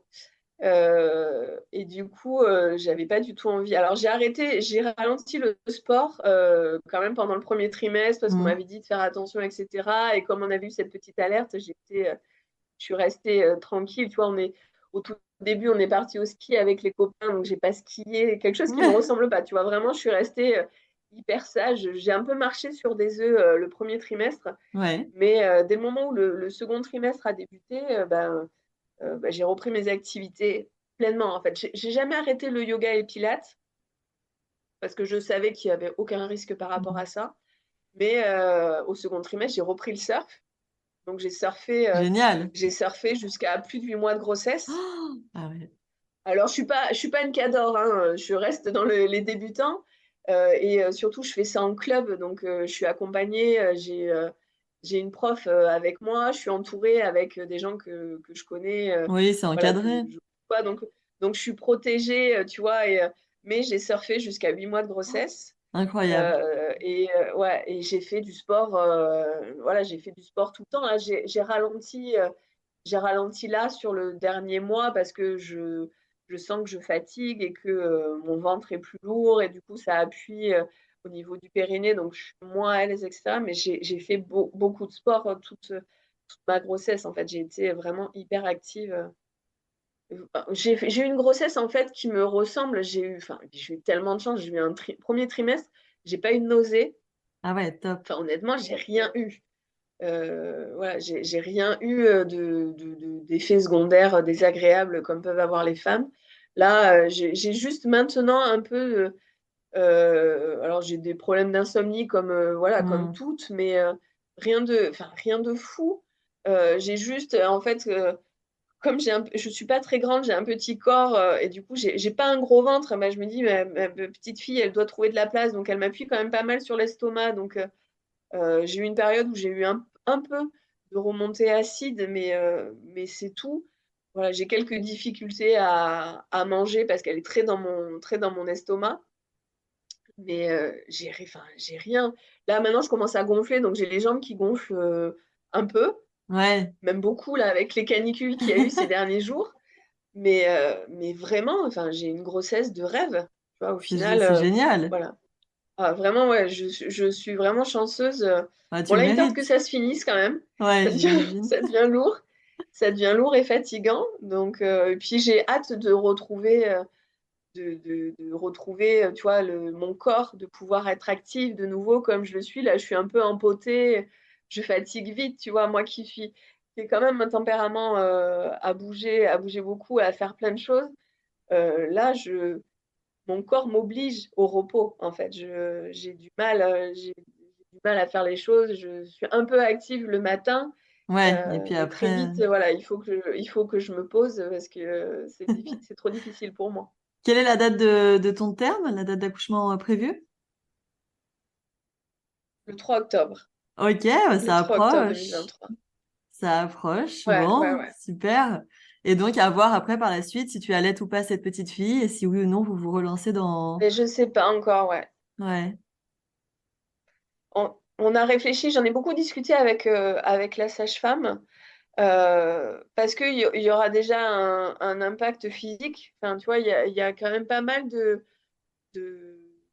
questionnements en suspens, parce que je ne sais pas si physiquement je pourrais allaiter. Est-ce que euh, mes deux seins vont donner? Est-ce que qu'un seul va donner? Est-ce que qu'un seul sein, ça va suffire? Alors, on s'est renseigné, hein. J'ai lu un article de la Leche League où une jeune femme qui avait exactement le même parcours médical que moi a réussi à allaiter son bébé exclusivement pendant 10 mois avec un seul sein. Donc, Ah ouais, c'est incroyable. positif. Je me dis que Mm. peut-être ça peut le faire. Et puis après, voilà, enfin, au-delà du cancer, l'allaitement, c'est quelque chose de compliqué. Donc, est-ce que déjà physiquement, je vais y arriver, etc. Et puis, il y a la donnée aussi émotionnelle. Est-ce que j'en ai envie, mais est-ce que émotionnellement, ça va pas me ramener au cancer, tu vois? Il y a plein de, il y a plein de questionnements auxquels, voilà, à l'heure actuelle, je ne saurais répondre. Donc, j'attends de voir, en fait. J'essaie de lâcher prise le plus possible. Là, je travaille beaucoup, je fais beaucoup de méditation, des choses comme ça, tu vois, pour travailler sur moi, pour lâcher prise. C'est quelque chose que j'ai fait aussi au moment de la PMA, parce que bah, je me suis formée à l'hypnose. Ah, Et, super. et du coup, pendant cette formation, tu vois, j'en ai profité pour travailler des problématiques que je pouvais avoir. Et moi qui suis contrôle fric, tu vois, j'ai tout le temps besoin, et voilà, de mon tempérament, hein, je pense que ça s'entend que j'ai besoin un petit peu de contrôler les choses, d'apprendre à lâcher prise et sur des choses sur lesquelles je n'ai absolument aucune. Je ne tiens rien, quoi. Et là, pareil, voilà, c'est de lâcher prise. J'ai envie d'essayer, tu vois, mais je ne m'impose pas le fait de réussir. J'ai envie d'essayer d'allaiter et je vais voir si c'est faisable. Comment est-ce que je vais le vivre aussi, tu vois, émotionnellement. Donc, Ouais, je me laisse le temps de voir et puis on verra bien, en fait. Voilà, on c'est verra bien. top, tu te laisses la porte ouverte. Ouais. Et pour l'accouchement, tu as des souhaits particuliers, un projet de naissance établi? Comment tu l'envisages? Mais je suis hyper perdue avec ça, tu vois. Je me dis, enfin, depuis le début de la grossesse, je me dis, il faudrait qu'il y ait un livre pour les nuls, tu sais, la gamme pour les nuls, parce que je me sens perdue. Je me dis, mais. Et finalement, j'ai pas d'idée du tout arrêtée. Là, on a à la clinique. Alors, ce qui est rigolo, c'est que je vais accoucher à la clinique où j'ai été suivie pour le cancer. Ah, d'accord. Il y en a beaucoup qui disent, ah ouais, moi je pourrais pas, etc. Moi, je trouve que c'est joli, la boucle est bouclée, Ouais, quoi. bouclé, Enfin, ouais. je trouve ça génial de mettre de la vie sur des choses négatives. Donc, et puis, j'ai tellement été bien suivie là-bas que voilà, je me dis, il n'y a pas de raison que ça soit pas pareil pour la grossesse. Et en fait, ils te donnent un document où tu as des choses à cocher pour ton projet de naissance. J'ai tout coché. Ah ouais, Parce que j'en d'accord. sais rien, en fait, tu vois. Ouais. J'ai une partie de moi qui a des envies d'accouchement le plus physiologique possible, tu vois. J'ai beaucoup lu sur le sujet d'accueillir ce bébé, tu vois, vraiment le plus naturellement possible. Et puis, j'ai pas très envie d'avoir quelque chose d'hyper médicalisé, Mm. bah, de par tout ce que j'ai vécu, tu vois. Ouais, Moi, tout à fait, ouais. j'ai un côté où je suis très médecine holistique. Donc là, j'ai dû faire un pas de côté avec la médecine occidentale, etc. Mais je suis plus, voilà, un côté holistique. Et du coup, j'ai envie d'une naissance le plus naturelle possible. Mais en fait, j'en sais rien. Après, ce qui est le mieux enfin, j'ai envie de faire le mieux pour mon bébé, et je suis fermée à rien. Donc, c'est pour ça que j'ai coché tout. Et je me dis, on verra bien le moment venu. Après, ma petite fille a mis du temps à se retourner. Donc, Ouais. pendant un certain temps, on voyait la naissance en siège. Donc, la naissance en siège, je savais que c'était obligatoirement une naissance qui était bien plus médicalisée, qui pouvait aller jusqu'à une césarienne. Mhm. Donc, c'était un peu, voilà. Donc, j'ai dû ouvrir un peu. Au début, j'étais un peu fermée. Je voulais que ce soit physiologique, je voulais une salle nature, je voulais. Et petit à petit, en fait, ben non, en fait, on verra. Je Ouais, me tu dis, te on laisses verra bien porter. comment ça se passe. Ouais, je verrai bien. Et puis, au début, je m'étais dit, non, pas de péridurale parce que c'est pas forcément très bon pour le bébé, parce que, enfin, on récupère mieux après, enfin, parce que plein de choses. Et là, bah, récemment, je suis tombée malade, donc j'ai attrapé une bronchite asthmatique et je me suis fait une déchirure musculaire qui m'a provoqué des douleurs absolument horribles. Mhm. Et à peu de temps d'accoucher, je me dis, mais non, mais là, je peux pas accoucher avec, en ayant mal en haut, en ayant mal en bas.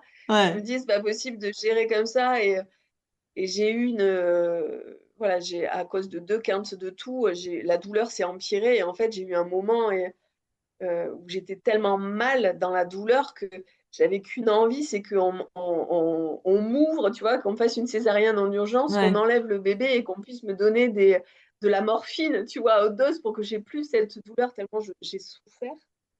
Et pourtant, je suis dure au mal. Donc là, vraiment, ça faisait très, très mal. Et du coup, là, je me suis dit, bon, alors, la péridurale, peut-être, en fait, Ouais. éventuellement, tu vois. Donc, là encore, je lâche prise et je me dis, tu verras au moment venu les sensations que tu vas vivre. Parce que tu peux pas savoir, enfin, chaque femme est différente. Donc, t'entends, j'écoute hein, beaucoup de podcasts, etc. et d'histoires de femmes. Et déjà, de femmes différentes, on vit pas les choses, la même chose, exactement la même chose, les mêmes ressentis. On va pas les vivre de la même façon. Mhm. Et même moi, personnellement, une même chose, suivant mon état d'esprit du jour, mon état de fatigue. Enfin, il y a tellement de données qui rentrent en jeu que je ne vais pas vivre les choses de la même façon. Et tu vois, j'essaie de rester ouverte à tout ça et je me dis, je vais vivre les choses comme elles viendront. J'ai un exemple qui m'est revenu un jour. En fait, quand tu fais une chimiothérapie, le jour de ta chimiothérapie, en fait, sur ton cathéter, sur ton porte-à-cat, tu mets un patch d'EMLA Mhm. pour pour pas avoir la douleur de la piqûre. Et en fait, un jour, j'ai oublié de le mettre. Et je suis Ok. arrivée à la clinique, elle me prend l'attention, j'étais à 16, tellement j'étais en panique de Ah me oui. dire s'il y a ce patch d'EMLA, ça veut dire que la douleur, elle est horrible, en fait. Mhm. Et j'étais là, je vais souffrir, je vais souffrir, Ouais, ouais, tu je t'étais vais souffrir. conditionnée à cette Ah souffrance. ouais. Et en fait, j'en discute avec l'infirmière qui allait me piquer et elle me dit, vous inquiétez pas, on va faire, donc on discute bien avant et elle m'apaise un peu. Et en fait, elle me pique et je la regarde, je dis, mais à quoi ça sert en fait l'EMLA? Ah En ouais. fait, tu vois, mais vraiment, enfin, quand elle m'a piqué, j'ai senti autant que quand on te fait une prise de sang, en Ouais, fait. Donc, d'accord. vraiment, et je me dis, mais pourquoi? En fait, ça sert à ça. Et c'est pour ça que, tu vois, je me dis, là, je veux expérimenter la douleur et ressentir les choses dans mon corps, tu vois, me dire, et c'est pour ça que je suis pas ferme, je suis fermée à rien, en fait. Je me dis, bah, peut-être pas de péridurale, peut-être la péridurale, euh, peut-être. Donc je dis, moi, sur ma feuille de projet T'as de naissance, coché. tout est coché. Tout est Bon, au coché moins, parce ouais. que bah, j'en sais rien, en fait. On verra. Le seul truc que que vraiment j'ai envie d'avoir, c'est, si possible, de moins médicaliser les choses. Pas avoir, par exemple, de toucher vaginal parce Hmm. qu'il n'y a pas forcément utilité. Pouvoir être dans une salle, pas avec des lumières blanches, là, horribles, Oui, plutôt une lumière tamisée. d'entrée. Hmm. Ouais. Et puis, j'ai envie qu'on nous laisse le temps au moment quand notre petite fille sera là, d'être du temps tous les trois, en fait. Le temps de faire connaissance. Donc, j'ai demandé à ce que les soins soient faits après, que vraiment on laisse le temps, tu vois, avoir un clampage Du du cordon. cordon le plus tardif possible, voilà, que Hmm. les choses se fassent tranquillement en fait et qu'on soit tous les trois à faire connaissance. Voilà, j'ai pas envie d'avoir, s'il n'y a pas besoin évidemment, hein, voilà, d'être vite, vite, voilà, Mm. on passe aux choses. J'ai pas envie de ça. Et puis après, j'ai prévenu tous mes proches, notamment les grands-mères, que ben, peut-être à la maternité, il n'y aura pas de visite. Oui, Voilà, parce que c'est le temps de cette rencontre. Et puis, ce que j'ai expliqué à mon compagnon, c'est que du fait de mon histoire avant, j'ai vraiment envie de savourer ce bonheur-là, en fait. De le, pas, enfin, tu sais, t'as un peu le truc les grands-parents, et je le comprends, hein, je me dis, le jour où je serai grand-mère, je serai sûrement pareil, hein. Mais tu sais, t'as l'impression, tu leur offres un ouais, bébé, quoi. mais Et ça reste que avant tout non, ton histoire aussi, ton c'est bébé. ça. Et je Mm. sais pas, voilà, même si elles m'ont dit, ah oui, mais on est impatient. Oui, mais c'est bien, mais vous attendrez quelques jours, en Ouais, fait. ouais, Parce que là, c'est mon histoire, c'est mon vécu. Et j'ai envie de pouvoir savourer ce moment-là à trois avec mon compagnon. On a été un peu dépossédés, tu vois, par la PMA oui, en plus. tu vois, de tout le côté charnel et de couple de la conception. Et j'ai envie qu'au moment de la naissance, on soit vraiment tous les trois, en fait qu'on apprenne à se découvrir et qu'on soit dans ce contact, voilà, ensemble et de prendre le temps, tu vois. Et puis après viendront les moments où tu rencontres tout le monde, où tout le monde a son avis sur comment tu dois élever ton enfant et et pourquoi tu fais pas comme si, Ouais. voilà. Ça viendra après. Mais là, j'ai vraiment envie d'avoir ce temps-là pour nous trois. Donc, je vais faire en sorte de le préserver. Et puis, mon compagnon le comprend tout à fait aujourd'hui. Il a eu un peu de mal. J'avais un peu l'impression qu'il vivait ça comme un caprice de ma part, Ouais. tu vois. Et en me disant, oui, mais bon, moi, j'ai eu la chance de pouvoir voir mes nièces. Et du coup, c'était cool. Oui, mais non, en fait. Et je suis rassurée parce que j'en ai discuté avec toutes les femmes autour de moi et toutes m'ont dit, t'as raison, moi, si voilà, j'aurais dû le faire. J'aurais Ouais. dû prendre ce temps-là pour rester entre nous et prendre le temps. Donc voilà, ça m'a conforté dans mon idée de on va prendre le temps. Je dis pas que il y aura pas de visite, j'en sais rien. J'aurais peut-être envie, mais là pour l'instant, mon état d'esprit c'est vraiment de voilà d'avoir ce moment à trois là, rien qu'à nous, et de profiter et puis de rencontres en fait, de rencontrer ce Ah bah petit être ouais, qui ça va arrive être un dans grand notre vie. moment. Ouais, Bah, c'est cool, écoute, bah, je te souhaite une très belle fin de grossesse, du coup, et surtout un bel merci. accouchement, une belle rencontre avec votre fille. Qu'est-ce que tu voudrais partager comme dernier message, Céline, notamment, bah, je sais pas, peut-être en termes de prévention autour du cancer du sein, qui peut aussi toucher des jeunes personnes. Quel est vraiment, oui, le conseil que tu voudrais donner? Ben, je pense que il faut arrêter de penser que ça arrive qu'aux autres. Hmm. Il faut vraiment prendre soin de soi. On n'est pas éternel, de vie on n'en a qu'une, c'est précieux. Et il faut être attentive et il faut vraiment que les femmes prennent conscience de ça. Et moi, je suis pas une très bonne élève hein, par rapport à ça, mais l'autopalpation, c'est important de le faire. Alors, tout le monde dit on fait ça le premier du mois. Ah non, on fait ça au moment, à un certain moment de son cycle. Tu vois, alors je suis tellement nulle que je sais même plus à quel moment du cycle il faut le faire, mais de vraiment être attentive à son corps et de voir s'il y a un changement au niveau de ses seins et de pas attendre. Voilà, de pas se dire c'est pas grave, etc. Moi, j'ai énormément d'exemples de jeunes femmes qui ont attendu beaucoup trop et le diagnostic n'est pas le même.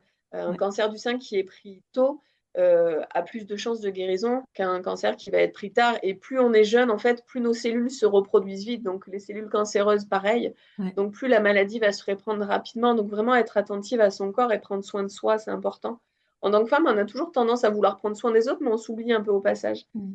Et je pense que c'est important vraiment de prendre soin de soi et d'être attentive à ça.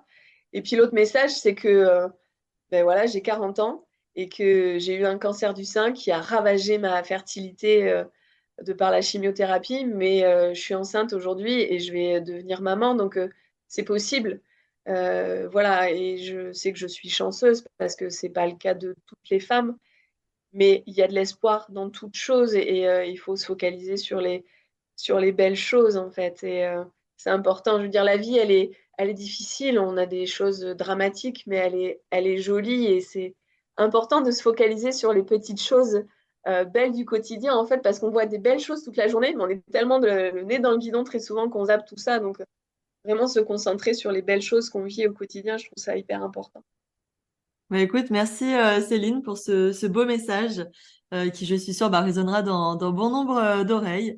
Et Merci. merci pour ton récit, ton super parcours qui a été vraiment semé d'embûches, mais duquel tu sors vraiment très forte et tu es radieuse en tout cas. Donc, belle fin de grossesse à toi et je te souhaite tout le meilleur pour la suite. Merci beaucoup. Merci. Les mots me manquent pour dire à quel point l'histoire de cette super maman m'a profondément touchée.